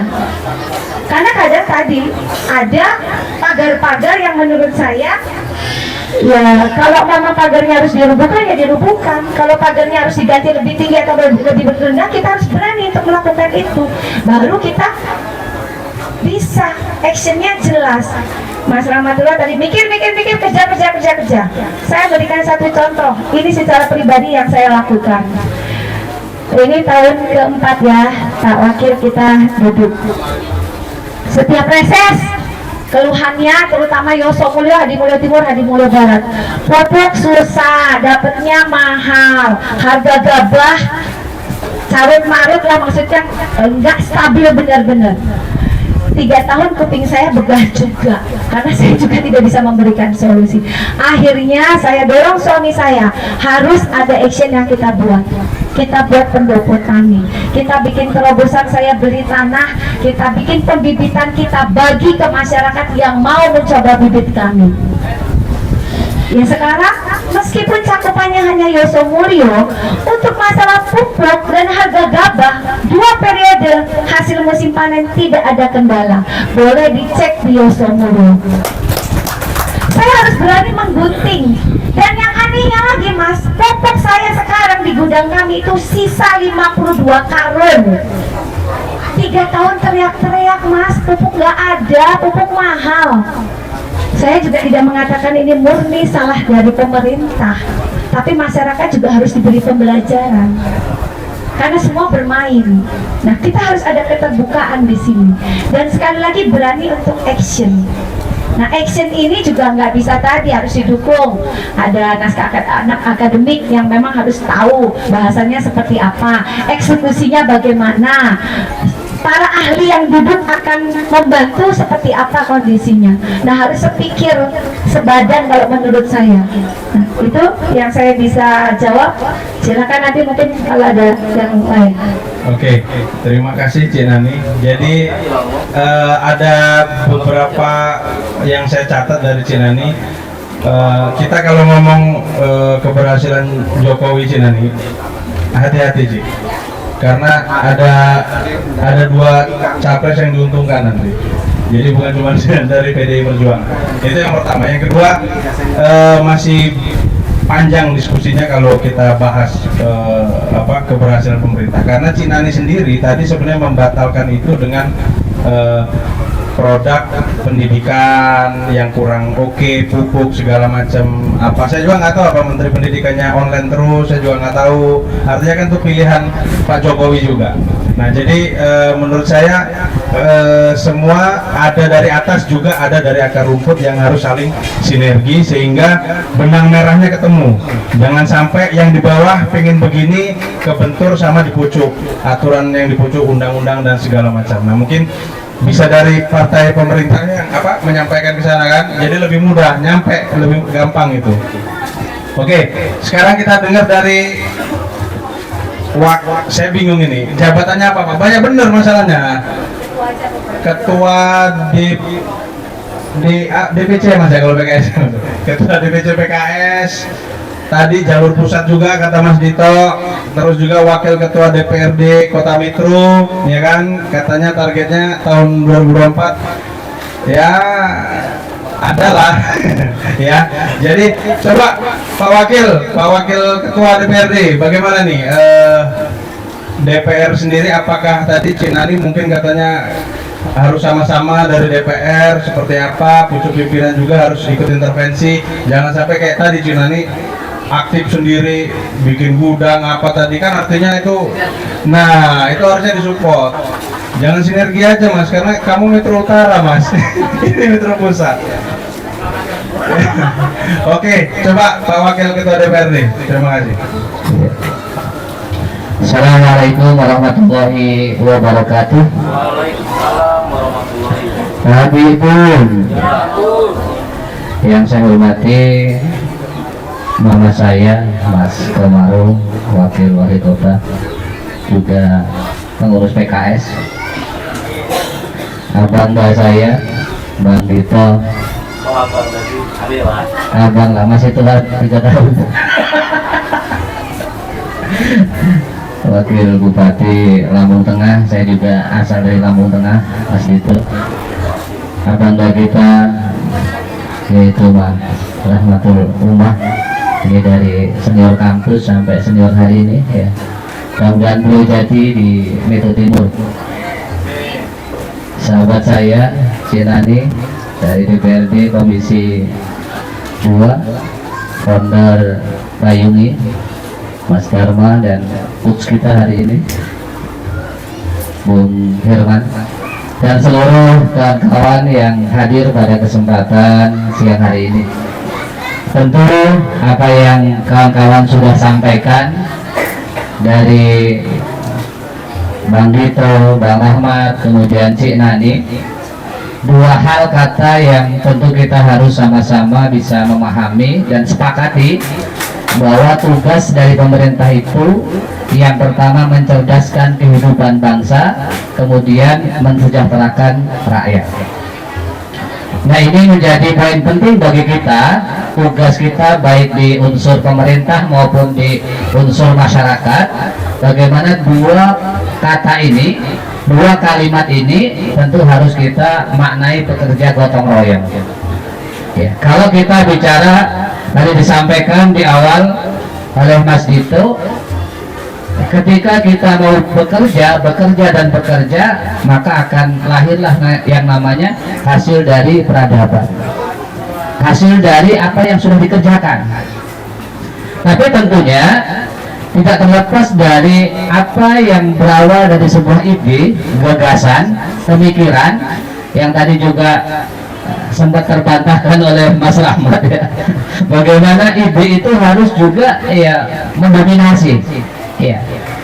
Ketika berawal dari sebuah ide gagasan, kemudian juga diaktualisasikan dalam praktek di lapangan, sehingga saya ada 6 poin. Ya. Yang tentu kalau kita kaitkan dengan peran serta teman-teman yang ada di legislatif. Ya. Sampai dengan hari ini, sinergi kita dengan pemerintah itu ya, kadang jalan, kadang juga kurang jalan. Ya, kita akui bersama, kadang jalan, kadang kurang jalan ya. Sehingga tadi yang salah satu juga yang disampaikan Cik Nani tadi ya, ketika kita berupaya bagaimana membangun kota metro ini ya dengan sama-sama duduk bareng, kemudian renung bareng, mikir bareng, kemudian bagaimana pemberdayaan ini bisa mensejahterakan rakyat metro.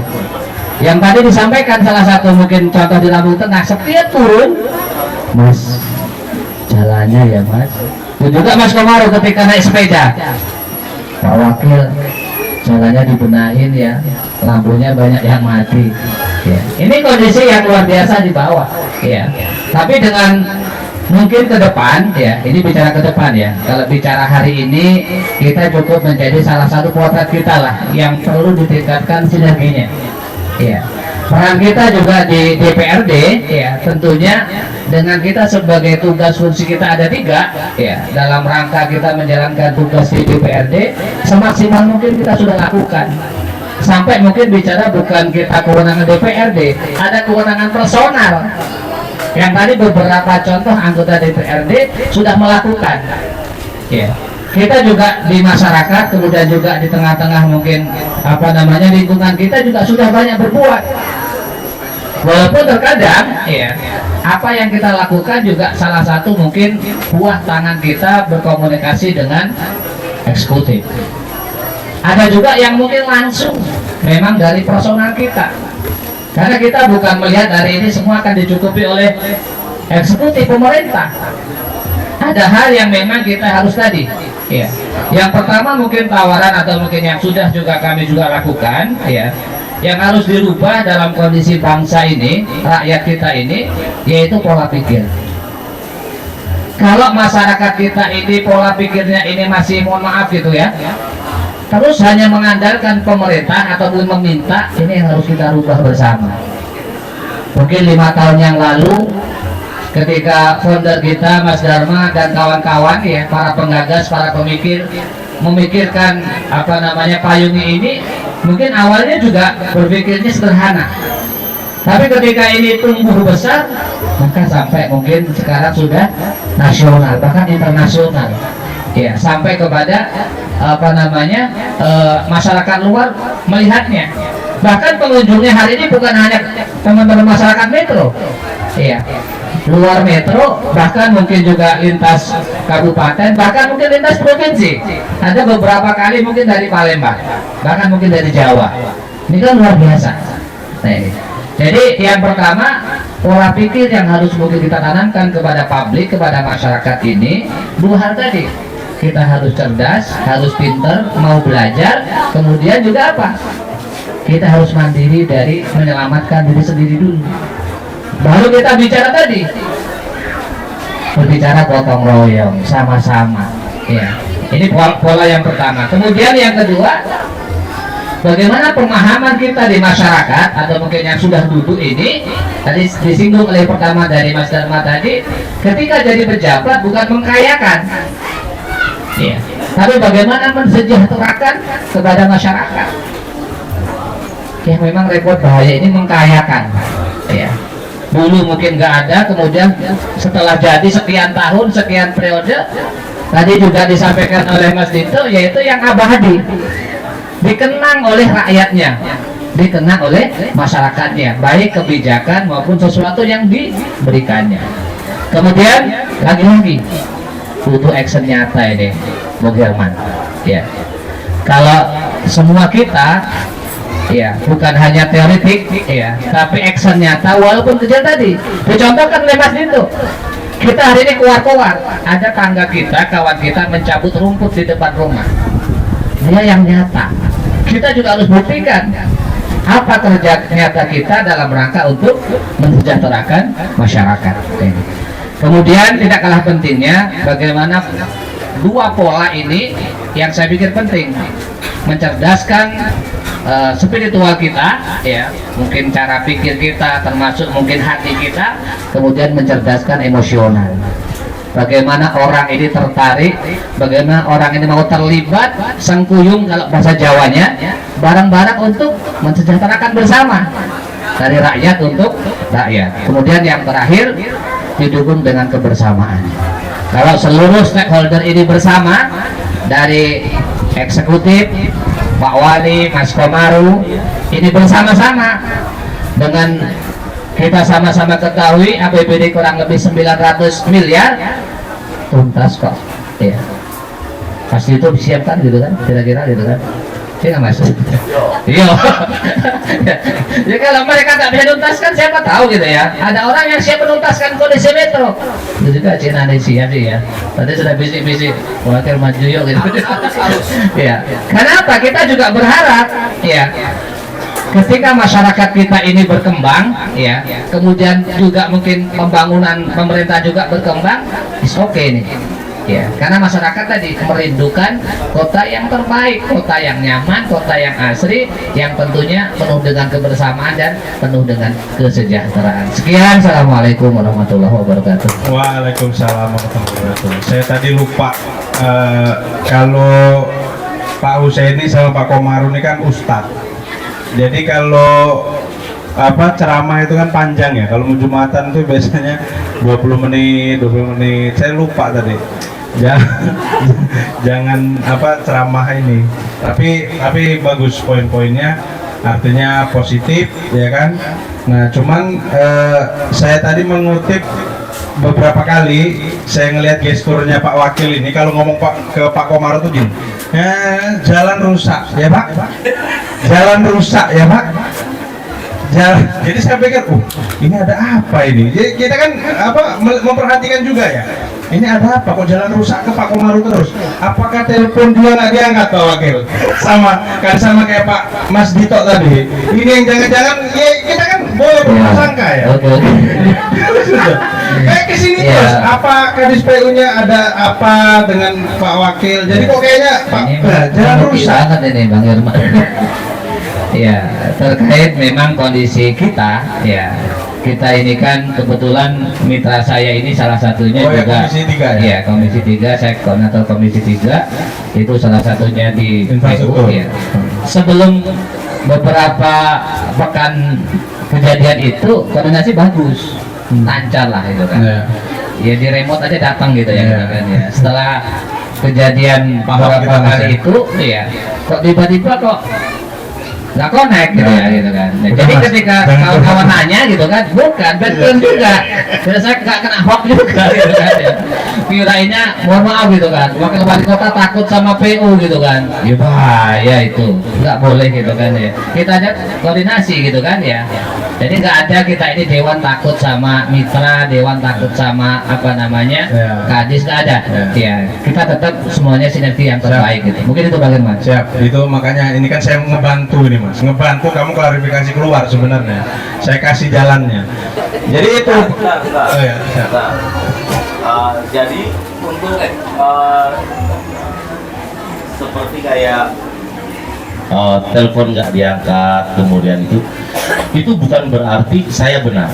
Iya. Bukan berarti juga dinas salah. Bisa jadi telepon itu diangkat, ternyata memang sebenarnya anggaran di sana nggak cukup untuk melakukan perbaikan terhadap yang masukan terhadap saya. Jadi yang disampaikan oleh Mas Husaini tadi itu salah satu kunci. Walau akhirnya terrealisasi tidak terrealisasi karena sesuatu, koordinasi harus tetap berjalan. Karena poin dalam sebuah pemerintahan pertama baik dari pimpinannya eksekutifnya mampu memberikan tujuan yang sama yang disetujui oleh semua dewan yang sama itu dulu. Kalau saya lihat dari Bu Ajila tadi menyampaikan, kok saya lihatnya pendidikan agama terus yang aman sama ini memang satu dulu tujuannya, karena kalau semua secara bersama-sama diselesaikan tanpa sebuah tujuan yang menjadi kesepakatan bersama-sama itu nggak bisa.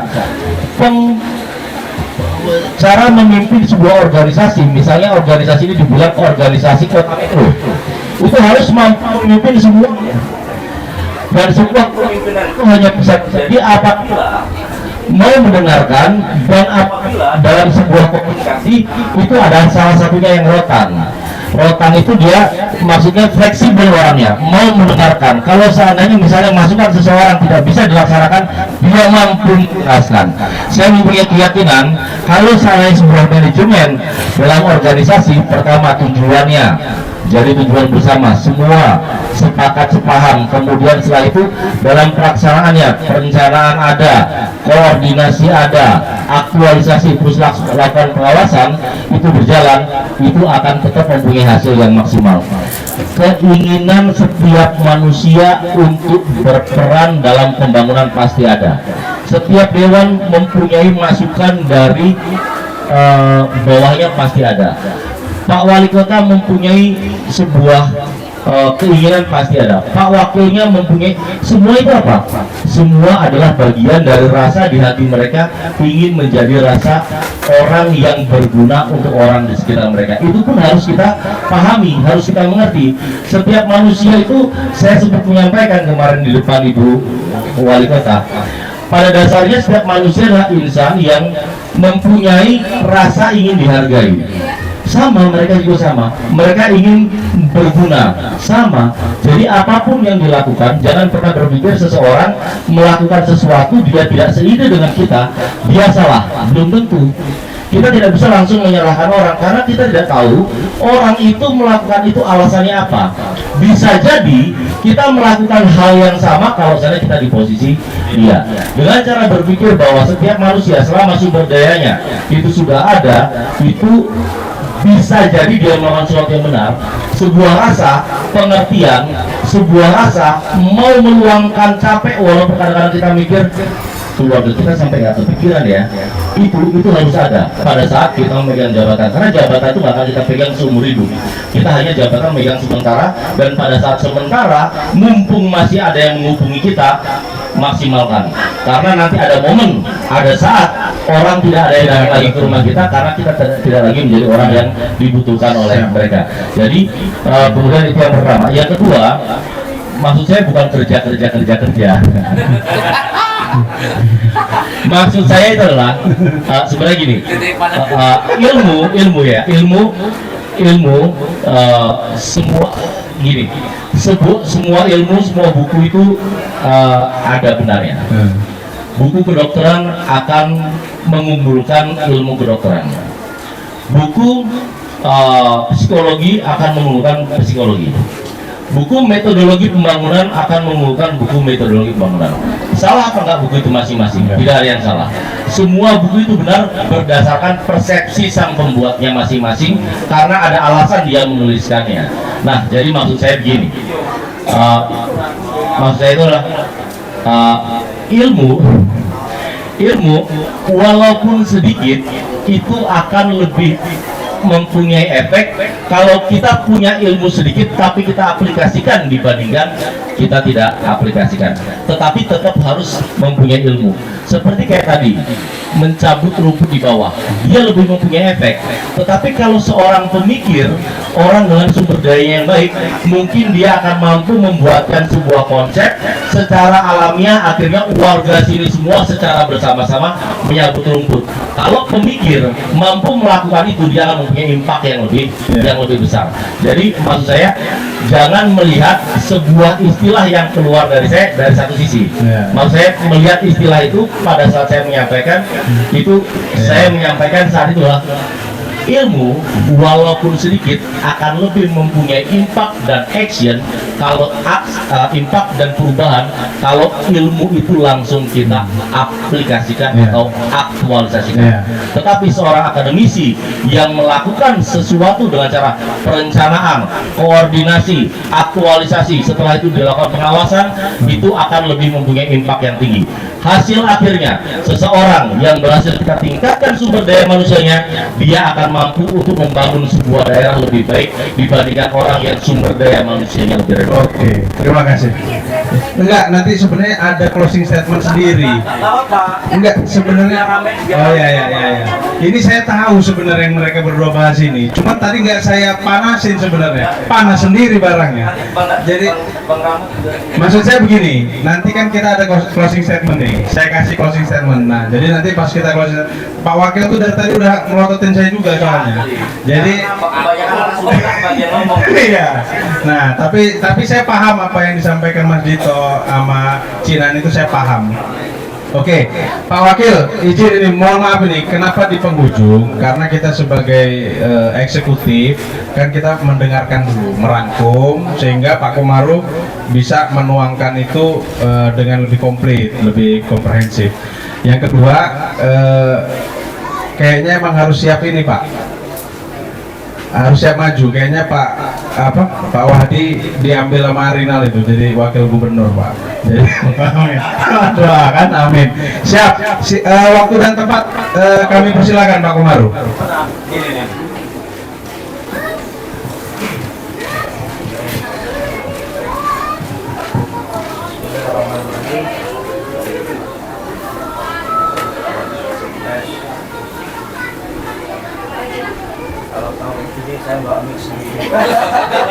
Satu ada Pak.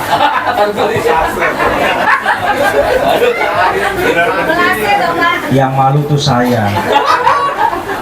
Kalau tahu hanya kehabisan batu baterai menghadirkan seorang tokoh lampu tengah, yang malu saya Mas. Ini kalimat saya juga ini. Hati-hati Mas. Baik, terima kasih. Assalamualaikum warahmatullahi wabarakatuh. Izin. Ketika kita bicara tentang kota metro, maka harus dipahami bukan siapa yang memimpin. Kalau siapa yang memimpin kan sudah banyak ya yang sudah memimpin kota ini dengan tentu saja tujuan, niat, ekspektasi hasil kerjanya sudah banyak. Nah, silakan masyarakat melihat ini dengan jujur, dengan pikiran yang tenang. Saya mulai dari apa yang disampaikan Mas Rahmatul Umah. Jujur aja, saya dibesarkan di Muhammadiyah, di Jogja, di rumah tangga ayah saya Pak Kasiro. Dalam pendidikan di Jogja itu saya ketemu namanya Pak A.M. Farudin. Muhammadiyah berkembang begitu hebatnya di Indonesia, menjadi organisasi terkaya berdunia. Asetnya ada di mana-mana, bahkan berani membeli 2 gereja di Eropa. Kenapa bisa dilakukan? Muhammadiyah tidak peduli dengan negara. Muhammadiyah tidak peduli dengan pemerintah, yang penting kerja tadi, kerja menghasilkan sesuatu. Payumi ini adalah bagian terkecil dari sejarah kota. Payumi ini adalah kota kecil dari sebuah kota metro, yang di sini ada peradaban, ada kehormatan, ada lifestyle, ada niat, ada semangat. Di sini ada peradaban yang sedang dibangun oleh Mr. Dharma dan kawan-kawan. Di sini pemerintah harus banyak belajar, DPR juga harus banyak belajar di sini bagaimana mengemas kota ini di payung ini. Apa yang terjadi? Coba Anda lihat betapa niat orang datang sini berbondong-bondong. Pertama, mereka pasti bawa uang. Yang kedua, mereka bahagia di sini. Nah, prinsip hidup orang yang datang ke sini, semuanya ke sini, tentu tujuannya berbeda-beda. Kita berbeda-beda tujuannya. Nah, sekali lagi, saya punya catatan. Tadi malam saya merenung-renung, Mas Herman, kopelanya ini nggak main-main ini. Poin inti. Mas Dito, kalau Mas Dito tadi saya udah hitung bicaranya sampai 5 kali, saya cukup sekali aja di sini. Karena beliau kalau sudah menandakan bicara 5 kali itu calon wali kota juga. Ya, kasih pintu aja siapa saja ya. Nah, tentang persepsi hidup Mas Herman, saya menggarisbawahi apa yang disampaikan Mas Dharma. Memimpin itu harus selesai dulu. Pemimpin itu harus selesai dulu. dirinya, dan saya adalah bagian yang sudah selesai. Makanya saya nggak ganggu-ganggu dinas-dinas. Silakan saya tidak mau meninggalkan jejak sejarah peradaban yang kotor di dalam pikiran dan hati saya. Ini saksi hidup saya, Bu Rosita. Ketika apel, Mas Herman, apel di Pemkot, saya sudah mencatat 5 kali saya sampaikan di forum yang sangat resmi. Ada sekda, ada wali kota, kepala dinas, staf ahli dan sebagainya. Saya berani membicarakan jangan sampai mayat saya bermasalah di hadapan Allah Subhanahu wa Ta'ala. Ini bukan main-main, karena pertanggungjawaban saya bukan selesai di dunia, Mas Rahmat. Di sana itu, apakah saya dibuka pintu rahmat Allah? Belum tentu. Begini saja, digoyang-goyang terus kan? Sudah istiqomah, masih digoyang terus. Yang benar yang mana? Ini yang harus dipahami oleh kawan-kawan semuanya, siapapun kita, bahwa ketika datang seorang hadir pemimpin yang betul-betul punya niat yang ikhlas, tulus, tidak memperkaya diri, tolong dong doakan, tolong dong support, tolong dong kasih pikiran-pikiran yang sehat, tolong dong nasihati hatinya supaya tetap istiqomah.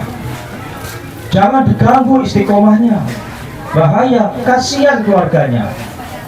Itu Mas Irman. Jadi kalau itu sudah kita kancah dengan baik, subhanallah, apa yang disampaikan oleh Mas Dito tadi dengan ekspektasi pemikirannya, bagaimana menghadapi fenomena masa depan, Mas Rahmatul, Mbak Anselia, wah saya hormati, saya hargai, luar biasa. Metro ini SDM-nya luar biasa. Tapi siapa yang ngurus SDM itu dengan baik, dengan tepat, untuk membesarkan, menghebatkan kota ini? Ini yang harus kita kawal terus. Nah, tidak cukup dengan Pak Wali Kota, tidak cukup dengan saya, tidak cukup Mbak Husaini dan lain sebagainya, dan tidak cukup dengan antum a'lamu bi umuri dunyakum. Maka Mas Irman, Mas Dito, ayolah kita hadirkan sebuah ekspektasi Muhammadiyah. Tidak perlu negara, dia bisa hadir di mana saja, bahkan melampaui Indonesia. Ternyata bisa. Nah, apakah Metro bisa? Bisa. Tergantung niatnya kita sama-sama. Jangan mengganggu pemimpin yang istiqomah, jangan sekali-kali diganggu. Bahaya. Pertama, bahaya bagi dirinya sendiri. Yang kedua, bahaya keluarganya. Karena catatan-catatan itulah yang akan membekali kita untuk dilihat oleh Yang Maha Kuasa. Kalau boleh saya bicara filsafat sufistik ya, Mas Dito, sebetulnya ngapain saya susah-susahin jadi wakil wali kota, jadi kepala kantor Kementerian Agama aja udah luar biasa kok. Tapi ini kebutuhan sejarah yang dihadirkan oleh sejarah. Saya 5 kali loh bicara dengan Mr. Wadi. Saya katakan, aku nggak mau lah damping sampean, tergantung niatmu dulu. Kalau niatmu salah saya nggak mau. 5 kali loh Pak. Ini boleh dikutip itu Pak. Siap. Nggak apa-apa. Menarik. Ya. Oh, kalau lebih menarik lagi ada 2 semester loh. Itu menarik nanti. Ya. Bapak SKS. Jadi Mas Herman, ayo kita sama-sama lah dekati. Semua orang butuh hidup. Yes. Tapi jangan sekali-kali mengganggu pemimpin yang ikhlas, yang tulus, yang istiqomah. Bahaya untuk kehidupannya. Belum terjadi, yes, nanti suatu ketika akan terjadi. Tuh, yang ganggu-ganggu pemimpin yang istiqomah, hancur tuh. Hati-hati ini. Karena apa? Hadisnya jelas.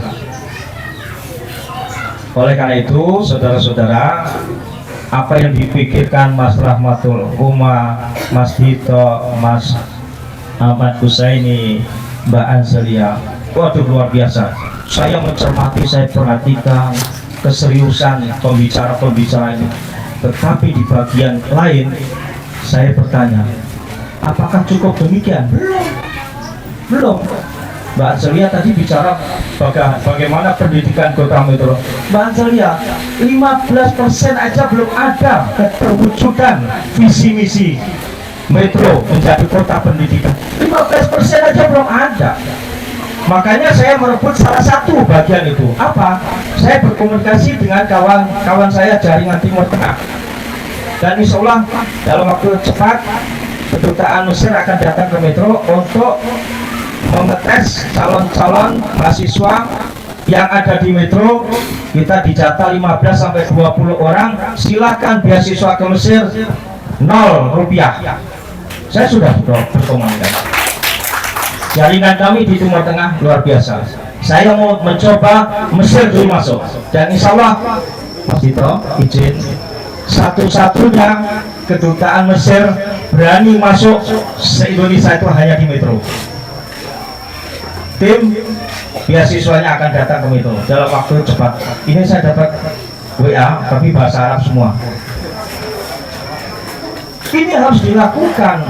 Tidak cukup hanya kota ini aja, Mas.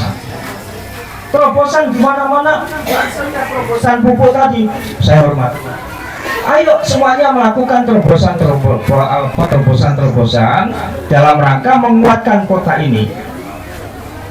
Mbak Rosita itu kalau udah bicara dengan saya nangis karena niat. Mas Herman, dampingi saya, Mas Herman. Niat ini akan membawa sebuah kebahagiaan ke depan, kebahagiaan keluarga, kebahagiaan kota ini.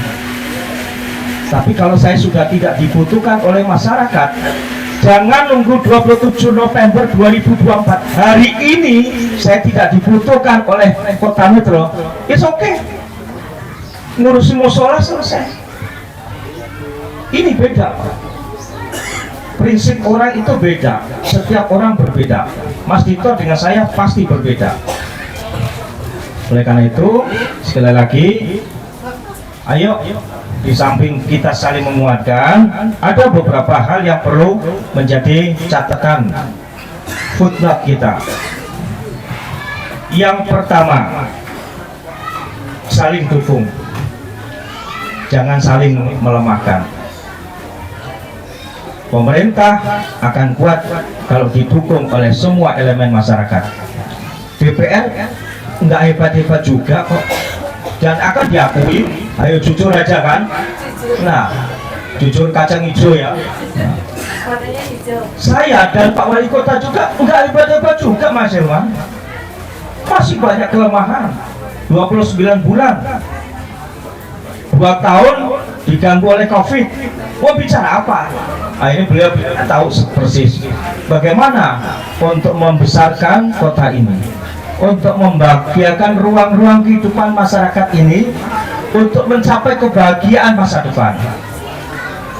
Kalau udah bicara tentang visi misi program dan sebagainya, nggak cukup 3 semester di ruangan ini. Tapi yakinlah, kalau ini menjadi niat kita, kebersamaan kita, subhanallah Mas Herman, yakinlah keluarga kita masing-masing, Mas Herman, akan diberikan rezeki oleh Allah dari berbagai penjuru. Nggak usah tergantungan dengan pemerintah, karena sudah apa? Saya sendiri sudah selesai. Anak 1, cucung 2, anak jualan es, selesai.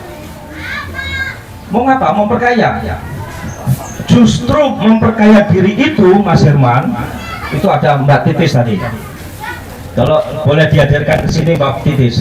Ketika pelantikan wakil rektor UM, 4 wakil rektor, doktor semua, selesai kita kumpul di ruangan Pak Rektor. Bla bla bla bla bla. Bicara masalah dunia semua, bicara masalah penguatan ekonomi terus Mbak Titis. Mbak Titis, silakan bicara masalah ekonomi, kesejahteraan, penguatan, macam-macam, silakan. Saya nggak mau masuk di bagian itu. Saya sudah cukup. Kenapa? begini saja untuk mempertanggungjawabkan harta saya yang sedikit, saya sudah ngeri kok. Ini pendekatan filsafat agama Islam, Mbak Angelia, mohon maaf, spiritual sekalian penceramah ya. Oleh karena itu Mas Dito, kalau Mas Dito untuk melakukan sebuah terobosan besar, menguatkan sebuah kota kabupaten, saya hormati, saya bangga. Tapi hati-hati Mas Dito, jangan sampai dalam kehidupan kita menciptakan calon-calon musuh kita, calon-calon saksi kita yang akan hadir di akhirat, yang akan justru menjerumuskan kita. Iya, Mas Dito yang menghancurkan Lampung Tengah, iya, Komaru yang akan menghancurkan Metro. Aku nggak mau itu, nggak berani saya itu, nggak berani. Apalagi samping saya ada Mubalik, ngeri itu. Maka sekali lagi itu yang saling dukung, saling membersamai. Nggak usah bicara tentang kelemahan. Semua kita punya kelemahan, ya Mas Ra. Nah yang kedua, ekonomi kreatif warga. Ini luar biasa, edukasi yang luar biasa. Berapa miliar Mas Dharma, mana Mas Bang? Sudah berapa tahun ini? Sudah menghasilkan berapa miliar Mas? Ya, subhanallah. Coba seperti ini di Metro ada 7 Mas Dito, 7 tempat aja begini semua. Apa nggak sejahtera? Tidak ada lagi nanti masyarakat, Pak Kadis, nggak ada lagi, nggak ada lagi ribut-ribut ke DPR, demo-demo, nggak ada, karena sudah sejahtera. Izin lanjut ya. Nah, yang ketiga, ketika kita bicara kepemimpinan, sedikit aja, 1 menit aja. Kepemimpinan itu harus siap melayani, siap berkorban, dan siap tidak mendapatkan apa-apa. Berani? Berani? Nah. Berani aja, jangan lemes. Berani gitu. Berani gitu. Kenapa? Kebahagiaan itu tidak harus dari materi. Mas Doni berani. Nah, jadi kalau pemimpin masa depan kota ini teman sudah berani tidak mau mendapatkan apa-apa, hebat itu. Saya ingin mendaftar nomor 1. Tepuk tangan dong. Nah yang terakhir, ayo kita sama-sama membuat kota Metro ini menjadi kota bahagia. Semuanya bahagia. Makanya Mas Ilman, Jadi sudah nggak ceria lagi kita Pak?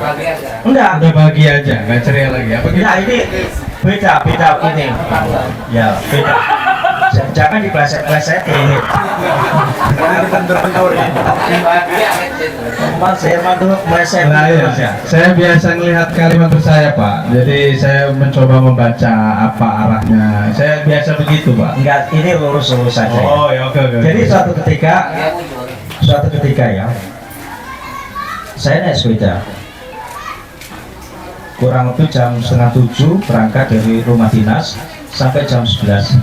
Ada 14 rumah tangga yang saya kunjungi hanya dengan naik sepeda, tapi masyarakat welcome semua. Subhanallah. Kalau pemimpin berani seperti itu membuktikan beliau pasti akan bicara tentang kejujuran, tentang niat, tentang semangat hidup, tentang tanggung jawab akhirat. Wassalamualaikum warahmatullahi wabarakatuh. Waalaikumsalam warahmatullahi wabarakatuh. Oke. Saya nanya apa? Memang sih tadi yang disampaikan sama Pak Wali Kota Komaru, semua pimpinannya nggak baik. Seperti kayak jangan mengganggu pemimpinan yang istiqomah gitu. Jangan mengganggu pemimpinan yang istiqomah itu benar. Bahkan jangan mengganggu orang lain itu benar. Tapi persis ini maksudnya kadang-kadang Mas Rahmat ini menulis sesuatu yang sebenarnya nyata di depan dia. Ada sebuah kata, kalau sampai sebuah kata-kata itu disampaikan oleh seseorang dan kita tersinggung dengan kata-kata itu memang berarti kata-kata itu untuk kita, kan gitu. Kan seperti itu. Nah, definisi mengganggu ini adalah agak aneh. Sebenarnya wajar mungkin nggak niat mengganggu, tapi dia kebetulan mungkin karena ada saudaranya di sana, sosialisasi tempatnya Mas Usa ini, jadi akhirnya Mas Usa ini merasa terganggu, padahal Bu Arsila niatnya tidak mengganggu. Nah, jadi jangan mengganggu pemilihan sekolah itu benar, tapi jangan mengganggunya itu apa batasnya itu batasnya itu agak-agak ini Pak. izin nanti maksudnya sudah dibantu diterangkan karena tentunya dalam menyampaikan jangan mengganggu pemimpin atau jangan mengganggu orang lain, jangan mengganggu siapapun. Itu mungkin ada pemahaman yang lebih dari Pak Wakil Wali Kota sehingga akhirnya bisa membuka pemikiran kita jangan mengganggu itu kayak mana. Karena kadang-kadang kita mungkin niatnya tidak mengganggu, niat dengan lurus untuk melakukan sesuatu tapi tanpa sengaja kita dianggap mengganggu orang lain. Sama juga dengan benar sih bahwa untuk membuat sesuatu itu dia bagus ke atas, dukungan dari semua itu butuh. Dukungan dari semua butuh. Nah, dukungan dari semua itu butuh. Garis kata dukungan, garis kata mendukung itu sebenarnya kalau bisa diberikan gambaran bisa lebih konkret lagi karena kata mendukung itu khawatir saya sebenarnya maksudnya Pak Mas Usa ini adalah menyampaikan yang Mas Usa ini tahu tentang sebuah program bagusnya kayak gini hanya menyampaikan tapi nanti dia dianggap tidak mendukung gitu loh karena kan itu adalah sebuah kata-kata yang persepsi sebenarnya Mas Usa ini mendukung ngomong itu tuh mendukung tetapi yang diomongin itu dia merasa dia kok kamu tidak mendukung karena pikiran yang diomongin pikiran yang ngomong adalah kok kamu nggak ngikut kata saya karena mungkin bagi seseorang mendukung adalah ikut apa kata-kata saya tapi ada persepsi orang mendukung adalah berani untuk menyampaikan kalau seandainya yang disampaikan itu salah sehingga akhirnya harapan dia terjadi sebuah koordinasi komunikasi yang bisa menyimpulkan sesuatu yang lebih benar ke depannya itu juga kadang-kadang nanti Pak Komar tanyain jadi saya memahami apa yang dimaksud Mas Dito tadi karena sebenarnya saya nyatet yang mau saya tanya ke Bapak itu dan salah satunya itu sampai saya khusus Pak Komar saya catat saking Pak nah jadi saya memang agak terganggu dengan kata-kata jangan mengganggu karena begini, saya kebetulan dari jurnalis ketika kami menulis sesuatu yang menurut saya 2016 berarti saya tinggal di Metro dari 2016 kayaknya ini jalan metro terburuk sepanjang sejarah. Nah, ketika saya menuangkan itu ke dalam tulisan atau ketika saya menyampaikan itu kepada wali kota, apakah kategorinya mengganggu atau tidak? Ini ya, Mas. Karena diksi mengganggu itu saya juga agak terganggu. Jadi mengganggu yang terganggu sebenarnya. Nah, jadi itu. Diksi mengganggu terganggu. Nah itu jadi saya agak perlu penjelasan. Nah, ini sebenarnya ngasih ruang gitu kan. Yang kedua sama bahasa istilahnya mungkin Pak Komaru itu nggak mau cawe-cawe mungkin lah ya bahasa mudahnya nggak mau ikut masuk, nggak mau cawe-cawe. Saya khawatir ini terjadi karena posisi Pak Komaru adalah wakil wali kota. Jadi saya nggak tahu kalau Pak Komaru jadi wali kota yang powerfulnya ada di wali kota sehingga Pak Komaru akan masuk ke ruang-ruang itu sehingga akan cawe-cawe. Saya nggak tahu. Jadi mungkin itu jadi penafsiran juga. Terus masalah eksekutif dan legislatif saya juga kurang paham, mungkin apakah karena mungkin eksekutifnya saat ini adalah incumbent sehingga di parlemen kurang bisa berkoordinasi dengan baik atau seperti apa, saya nggak tahu. Salah satunya mungkin Pak Komaru sudah masuk PKS. Nah mungkin itu Pak Komaru sedikit dijawab, tapi jangan panjang-panjang karena ini sudah jam hampir setengah 11. Nah, ya mungkin saya nggak tahu. Kalau saya sih gas-gas saja Mas Dharma. Kalau saya mau jam 12 juga oke. Saya nggak tahu atau Bu Ancilia kalau nah. Oh ya, kalau memang waktunya longgar semua ayo. Nah terus saya ada sedikit ini sama apa Mas Dito, saya kebayang beliau yang sangat aktif ini kok ya betah ya jadi wakil bupati yang nggak bisa full power juga, mungkin makanya itu juga yang saya anggap Mas Wakil pasti akan bergeser gitu loh, naik jadi bupati atau jadi apa akan bertarung, semoga. Tapi jangan dijawab dulu itu Mas Dito, itu nanti saya tahu nahannya ngempet pengen ngomong itu, saya kayaknya muntahnya di sini nih beliau ini. Jadi di sana dia ngempet nggak bisa ngomong, di sini dia muntah. Nah silakan Pak Komaruf dijawab yang tadi. Oh salah, saya di sana ngomong. Oh ya.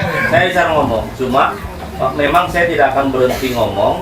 Walau tidak didengarkan, saya akan berusaha untuk menyampaikan. Nah, gitu. Makanya saya tadi akhirnya bertanya masalah definisi mendukung.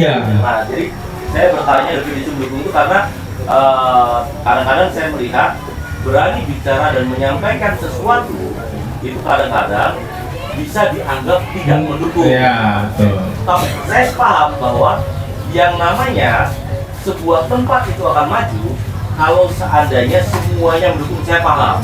Nah, jadi saya mungkin pemahaman saya kurang, jadi saya ingin mendapatkan sebuah gambaran lebih yang mana sih kategori mendukung, yang mana kategori tidak. Ya, oke. Kalau bicara saya bicara. ya, tapi tetap harus kita akui walaupun beliau bicara begitu, namanya kita di Metro ya Pak ya, yang keluarkan BI1 terus, BI2-nya kurang tenggelam. Jadi kita sah-sah saja membela diri, tapi kan fakta yang kami lihat, nah tadi Mas, jadi sudut pandang. Oh iya, tengah. Jadi kalau di sini saya, aduh, ditutup kalau di sini Pak, benar itu. Di sini ya kalau Pak Komaruf enak, mungkin karena Pak Komaruf wakil. Nggak tahu kalau Pak Komaruf jadi wali kota. Kalau udah jadi wali kota mungkin barricade-nya juga luar biasa kan, sehingga susah ditembus pertahanannya. Tapi silakan dijawab dulu soal definisi mengganggu, karena saya mengganggu yang terganggu menurut saya. Terima kasih. Terima kasih Mas Hilman. Yang bedanya susah ya kalau hanya 1 menit 2 menit ya, karena ini penuh dengan filsafat ya. Mau perlu 2 semester ini Mas Dito, tapi paling tidak gini, prinsip jangan mengganggu, bukan dalam implementasi gini selalu ngutik-ngutik, ngusik-ngusik, macam-macam memberitakan. Halo, ini demokrasi. Saya ini mohon maaf sudah terbiasa kok membimbing jamaah haji 800 orang dengan berbagai macam niat yang berbeda ya, kemampuan berbeda, ekonominya berbeda, culture-nya juga berbeda. It's okay, nggak ada masalah.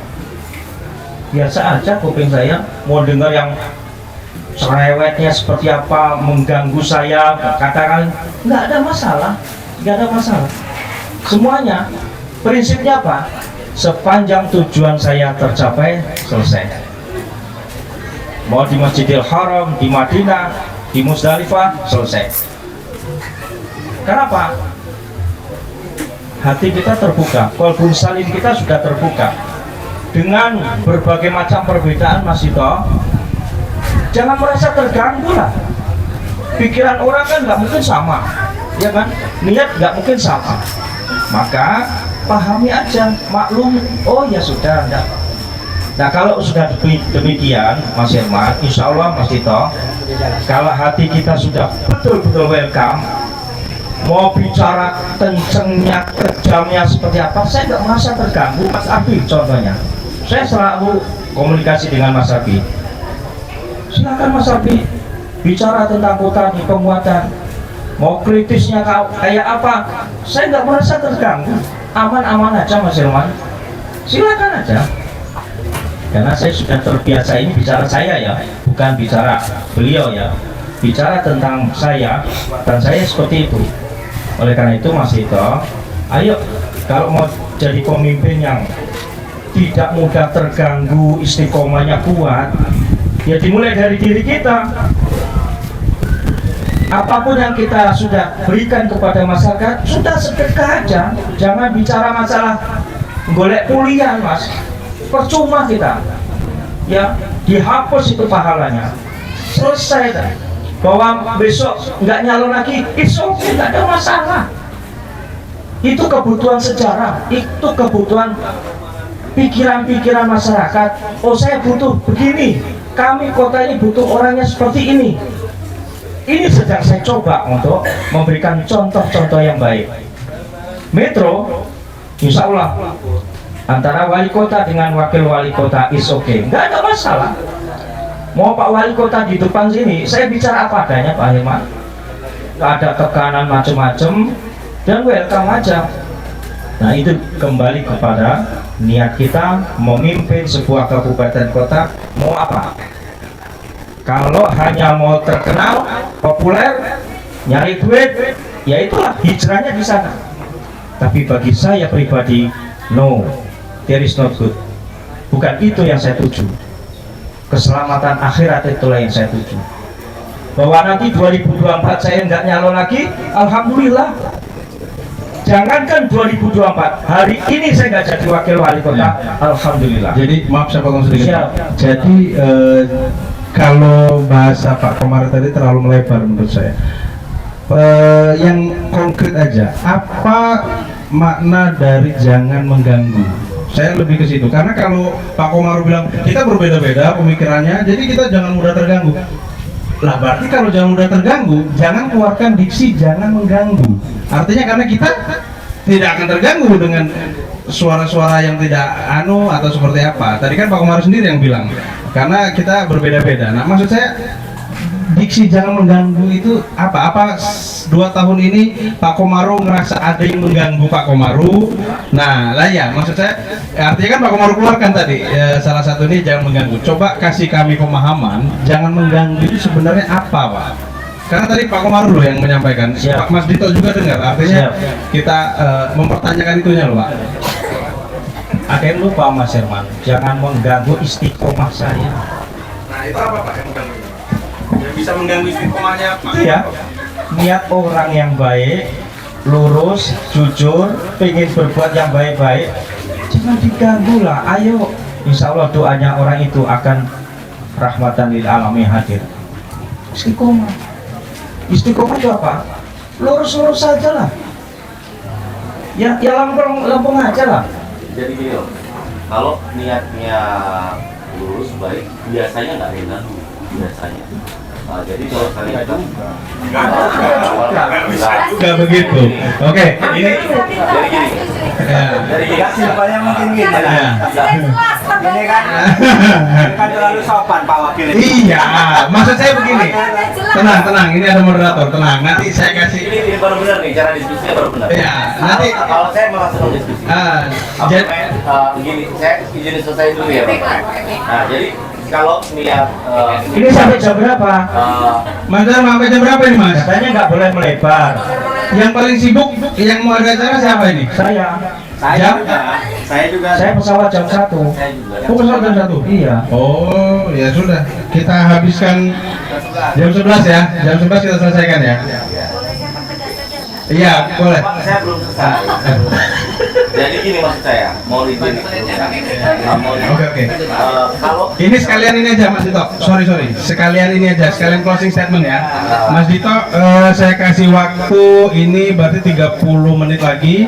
Berarti ya 2 menit semua ya. Oke Mas Dito. Saya 1 menit aja. Ya, kita mulai dari sekarang Mas Dito. Oke, silakan. Pak Tursun. Jadi kalau maksud saya, kalau niatnya baik, yang akan dilakukan baik, biasanya itu nggak ada yang mengganggu. Karena kalau niatnya baik, apa yang dilakukan baik, yang pandangan saya menyampaikan itu seperti misalnya kita memang melakukan sesuatu yang sama sekali tidak merugikan orang lain di luar. Itu tidak akan ada yang mengganggu. Maksud saya tadi adalah kadang-kadang mengganggu itu kategorinya jangan mengganggu pemimpin itu kategorinya saya cuma ingin mendapatkan sebuah gambaran lebih, karena kalau saya sebuah pemahaman supaya jangan terganggu itu memang di pribadi masing-masing. Seperti segala sesuatu yang membuat kamu bahagia bukan yang ada di luar sana, tetapi apa isi pikiran kamu. Jangan segala sesuatu yang di luar sana, perlakuan yang di luar sana akan mengganggu cara kamu untuk bereaksi terhadap yang lain. Nah itu sebenarnya saya pahami juga, tetapi saya cuma ingin mendapatkan sebuah gambaran tadi. Jangan mengganggu itu, kata mengganggu itu sampai sebuah gambaran seperti apa, tidak mendukung itu seperti apa, sehingga akhirnya mempunyai pandangan yang lebih terbuka tentang garis batasnya di kemudian hari. Saya hari ini sangat senang sekali, sangat bahagia sekali karena saya sering datang ke sebuah diskusi, tetapi dalam diskusi itu kadang-kadang tidak bisa meningkatkan pengetahuan dan sumber daya kita yang ada. Saya hari ini harusnya menemani Ibu Wakil Gubernur ke Kalirejo sama ke Padang Ratu, tapi saya izin untuk ke sini karena saya tahu ini di kota Metro, saya tahu ini adalah kota yang isinya orang-orang pintar, dan saya selama ada di Metro dan bergaul dengan keluarga Metro, itu sumber daya pengetahuan yang ada memaksa saya untuk terus membaca buku agar bisa mengimbangi orang-orang yang ada di Metro. Saya salut sama orang-orang Metro, terus tepuk tangan. Kalau kata saya, yang namanya kota pendidikan itu tak tampak dari kota Metro ini terdiri dari orang-orang yang mempunyai sumber daya yang luar biasa. Oleh karena itu saya kesini dengan niat dan tujuan untuk belajar, berani menyampaikan sesuatu yang harapan saya, yang saya tahu itu bisa dibenarin kalau salah, kemudian pulang dari sini saya mendapatkan sebuah pengetahuan tambahan untuk memperbaiki diri sendiri di kemudian hari. Terima kasih banyak kawan-kawan sudah mengundang saya ke acara ini. Saya tidak tahu nanti ilmu yang sudah disampaikan oleh kawan-kawan ini mampu saya tangkap dan aplikasikan apa tidak, tapi saya berharap semoga saya tetap mendapatkan kesempatan untuk diundang lagi ke sini untuk meningkatkan sumber daya saya yang lebih baik lagi ke depannya. Terima kasih banyak. Terima kasih Mas Ito. Kayaknya emang benar-benar bisa ngitung deh. 2 menit bener. 2 menit bener. Ya, siap. Sekarang Mas Rahmat ya. Bunyi nggak? Hidupin. Oke. Hidup. Oke, kita mulai dari sekarang. Iya. Pertama saya nanggapin itu dulu, karena memang menurut saya terlalu sopan ya. Jangan mengganggu itu bisa berversi macam-macam. Tapi hanya orang yang berdiam di rumah yang tidak bisa diganggu. Ya artinya dia nyumput. Apalagi pilihan kita menjadi pejabat publik, maka kita harus menyiapkan diri untuk diganggu. Diganggu itu bisa jadi macam-macam. Orang yang nggak biasa main proyek, dan dipaksa-paksa diminta proyek. Kalau saya pengen bahasakan, jangan ganggu saya ini nggak ngurus proyek, jangan ngomongin proyek ke saya. Kira-kira bisa kayak, tapi juga tetap akan ada seperti itu. Tapi saya akan kembali pada pemberdayaan. Apa yang kemudian disampaikan oleh kawan-kawan semua, bapak-bapak semua, ibu-ibu, Ibu Ancela, poin yang kemudian saya tangkap dari semua pembicaraan itu adalah bagaimana kemudian kita memahami potensi terlebih dahulu. Kalau ada dalam satu kampung itu ada persoalan pupuk, maka atasi dengan pupuk. Maka kemudian dia bisa menjadi pendukung kampung sebelahnya. Tidak semua harus satu kampung itu mengerjakan pupuk dalam proses pemberdayaan itu. Kedua, sebagai wakil rakyat, baik di eksekutif maupun di legislatif, harus memposisikan diri betul-betul menjadi wakil rakyat. Jadi kalau rakyat menginginkan kita menjadi telinganya, apa yang kemudian kita kerjakan ya kita laporkan kepada rakyat. Kalau kita 30 detik. Kita menginginkan lidah kita itu menjadi apa? Menjadi lidah rakyat, ya kita ngomong soal itu. Poinnya adalah keadilan sosial bagi seluruh rakyat Indonesia. Itu yang harus dikerjakan. Kalau hari ini ada persoalan tidak terkomunikasikan, orang jujur tapi tidak diketahui jujur, orang baik tidak diketahui baik, dia gagal mengkomunikasikan itu. Saya pikir itu. Oke, siap. Terima kasih Mas Rahmat. Pas benar, 2 menit 1 detik, luar biasa. Oke, Cinani yang dari tadi pengen ngomong ngempet aja. Perempuan memang pintar nahan-nahan ya. Siap Cinani, tapi waktunya cuma 2 menit Cinani. Jadi harap malu bisa lihat sendiri kan waktunya. Terima kasih, kita kasih kesempatan dimulai dari hidup sekarang. Nah, saya mau menggarisbawahi satu, bahwa kalau mau menjadi pejabat publik baik dia legislatif atau eksekutif, baiknya dan kalau memungkinkan dan harus saya garisbawahi sudah selesai dengan dirinya sendiri. Ya.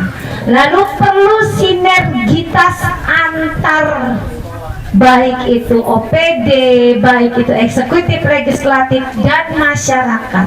Kalau sinergitasnya jalan, pasti semua itu akan ada cara untuk menyelesaikan, baik itu jangka pendek maupun jangka panjang. Lalu satu lagi, jangan mementingkan ego masing-masing, karena semua bicara dengan bahasa ego. Maaf, teman-teman media punya ego. Ini masalah forum yang terbuka, demokrasi, mau bicara apapun bebas dan segala macam. Tapi tetap ada etika yang harus dijaga. Nah, ini yang juga harus disadari. Karena saya mengalami satu contoh kemarin di paripurna. Saya tahu niatnya baik, saya tahu arahannya baik, tapi bahasa yang digunakan itu tidak pas dan menurut saya kurang bermartabat. Nah, ini juga harus kita sikapi bersama, tahu posisinya. Karena biar bagaimanapun juga ngurusi masyarakat ini nggak bisa sendiri, kelompok, tapi harus bersama-sama karena saling terkait satu dengan yang lain. Kalau saya secara pribadi, saya hanya butuh 2 kali 1. Masalah anak cucu saya nanti itu sudah ada garis tangannya dari Tuhan. Masing-masing punya rezeki sendiri-sendiri. Nggak akan ada yang saya bawa. Cuma 2 kali 1 itulah. Nah, bagaimana nanti kalau saya mati, banyak orang yang mendoakan saya. Itulah amal yang memang saya harapkan. Jadi saya mau menegaskan bahwa syarat utama 3 poin itu kalau bisa itu menjadi syarat mutlak yang kalau kita mau terjun di dunia politik menjadi pejabat harus kita punya. Terima kasih. Mantap. Siap, terima kasih Cinani. Kayaknya keluar ya. Nah, oke. Gandeng aja gandeng. Saya mantau paripurna ini. Siap, sekarang Pak Husaini, Ketua Partai, waktunya 2 menit. Ya. Enggak, 2 menit ya. Kita mulai dari sekarang. Ya, tentu apa yang disampaikan kawan-kawan. Yang pertama saya bicara tupoksi kita di parlemen. Salah satunya itu tugas kita yaitu evaluasi. Ya. Jadi ketika kita menjalankan semua tugas pokok dan fungsi kita menjadi anggota dewan, tentunya ini menjadi kunci kita. Ya. Sepanjang itu ranah kita, sepanjang itu memang kewenangan kita, maka yang disampaikan Bang Rahmat tadi, ya, menjadi anggota dewan tentunya sesuai dengan apa yang ia harus kerjakan. Ya, jadi jangan kita ini apatis dengan masyarakat, ya, apatis dengan masukan-masukan, ya. Sepanjang kita tadi siap menjadi pejabat publik, pasti, ya, yang namanya melebarkan telinga, melebarkan hati, kayak tong sampah, gitu kan. Mana yang kita bisa perbuat untuk masyarakat, tentu itu menjadi kunci kita, ya, berbuat yang terbaik untuk masyarakat. Kemudian poin yang kedua, tentu bicara kondisi perkembangan kota metro yang kita sama-sama pahami. Hari ini kurang lebih 900 miliar potensinya di metro. Ya, kalau ini kita bicara kolaborasi, semua unsur stakeholder yang ada di metro ini duduk bareng, bicara kita ini visi dan misi kota metro dengan jangka menengah dan jangka panjang, ini sebenarnya clear, tapi sampai dengan hari ini nggak pernah dilakukan.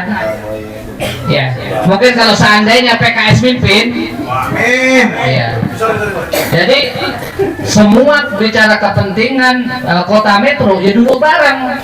Unsur pendidikannya juga mungkin diajak ngobrol, ya gitu kan. Unsur juga penggerak wisatanya juga diajak ngobrol. Kemudian juga unsur yang lainnya. Supaya apa? Kalau kolaborasi ini yang dilakukan oleh pemangku kebijakan, karena pengguna anggaran orang pertama itu kan apa? Wali kota dan wakil wali kota. Mungkin saya pikir kalau semuanya kolaborasi, insya Allah metro akan lebih baik, lebih maju, dan metro bahagia. Sekian, assalamualaikum warahmatullahi wabarakatuh. Waalaikumsalam warahmatullahi wabarakatuh. Jadi Pak Komarus, sebelum di closing ya kan, saya tadi bahasa Pak Ketua tadi, kalau PKS mimpin itu bersaing juga sebenarnya. Bukan, saya malah bukan itu. PKS mimpin. Ini Pak Komaruf, Pak Husaini yang mau maju ini. Saya mikirnya begitu. Karena PKS mimpin bahasanya kan. Nah, jadi sorry nih Pak Komaruf. Nah, ini ditegasin kan sama beliau. Saya bantu saja sebenarnya. Oke. Pak Komaruf, terserah, kita sediakan waktu 2 menit, mau dipakai 1 menit boleh, mau 2 menit boleh. Ya, sehingga yang penting waktu ini jangan sampai mengganggu yang terganggu, Pak. Terima kasih. Oke. Silakan Pak. Terima kasih atas gangguan time-nya. Saya enggak. Hari ini temanya jangan ganggu. Saya cukup efektif aja, 1 menit aja. Jadi gini, boleh kan saya punya keinginan selamat akhirat?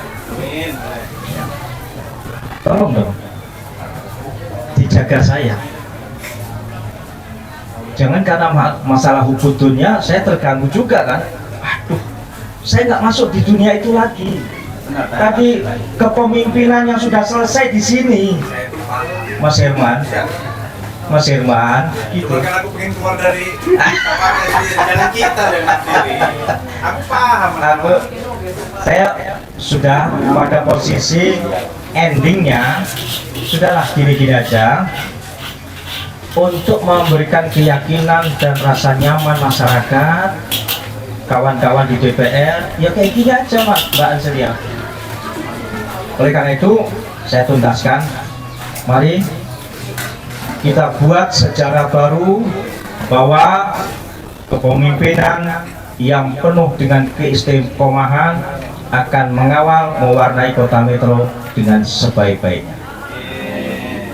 Saya tidak akan bicara 2024. Yang bicara adalah masyarakat. Ya Kang ya, yang bicara adalah masyarakat. Saya sudah milik masyarakat, bukan milik siapa-siapa. Tidak harus hadir di 2024, oke. Hadir, kita hitung dulu. Oh, aduh bahasa Kita hitung dulu kan. Kalau nggak istiqomah saya, mohon maaf. Ya, tidak samita watokna. Jadi Mbak Anselia, sekali lagi Mas Tito dan kawan-kawan semuanya, karakter seorang Komaruzaman yang sudah berkali-kali mencoba berkomunikasi dengan langit, subhanallah walhamdulillah wala ilaha illallah wallahu akbar, udah cukup itu saja, nggak usah lari kemana-mana. Wassalamualaikum warahmatullahi wabarakatuh. Waalaikumsalam warahmatullahi wabarakatuh. Jadi ini bukan berarti. enggak, jadi tapi begini, saya ada satu kesimpulan soal Pak Komaruf. Tadi beliau cukup 1 menit, ternyata ini 2 menit setengah. Nah, artinya statement Pak Komaruf yang tadi bilang apa, masyarakat itu sebenarnya bisa jadi tidak. Nah gitu loh, tapi nggak usah jawab lagi Pak. Ini ya, itu kan saya berhak menafsirkan. Nah tapi Tafsirnya salah. ya boleh, yang bisa ngomong salah nggak kan Pak Komaruf, karena hati Pak Komaruf ya kan. Nah artinya di sini yang jelas faktanya 2 menit setengah ya kan, ini kan faktanya, saya nggak bisa bantah itu dong. Dan tadi ngomong 1 menit kan, nah ini 2 menit setengah. Nah itu Pak Komaruf. Soalnya nggak diingetin. Oh ya, oke. Demikian ya diskusi kita Mas Dharma. Kalau saya diskusi kayak gini cocok, artinya kupingnya tebal semua. Jadi kalau mengundang saya, narasumbernya kupingnya harus tebal, karena saya kalau ngomong suka kalau tersinggungan pasti nyelekit hatinya. Terima kasih Mas Dharma sudah ngasih kesempatan saya untuk jadi moderator pejabat-pejabat penting ini. Semoga beliau-beliau pada saat memimpin 2024 nanti bisa istiqomah dan tidak mengganggu yang terganggu. Terima kasih. Wassalamualaikum warahmatullahi wabarakatuh.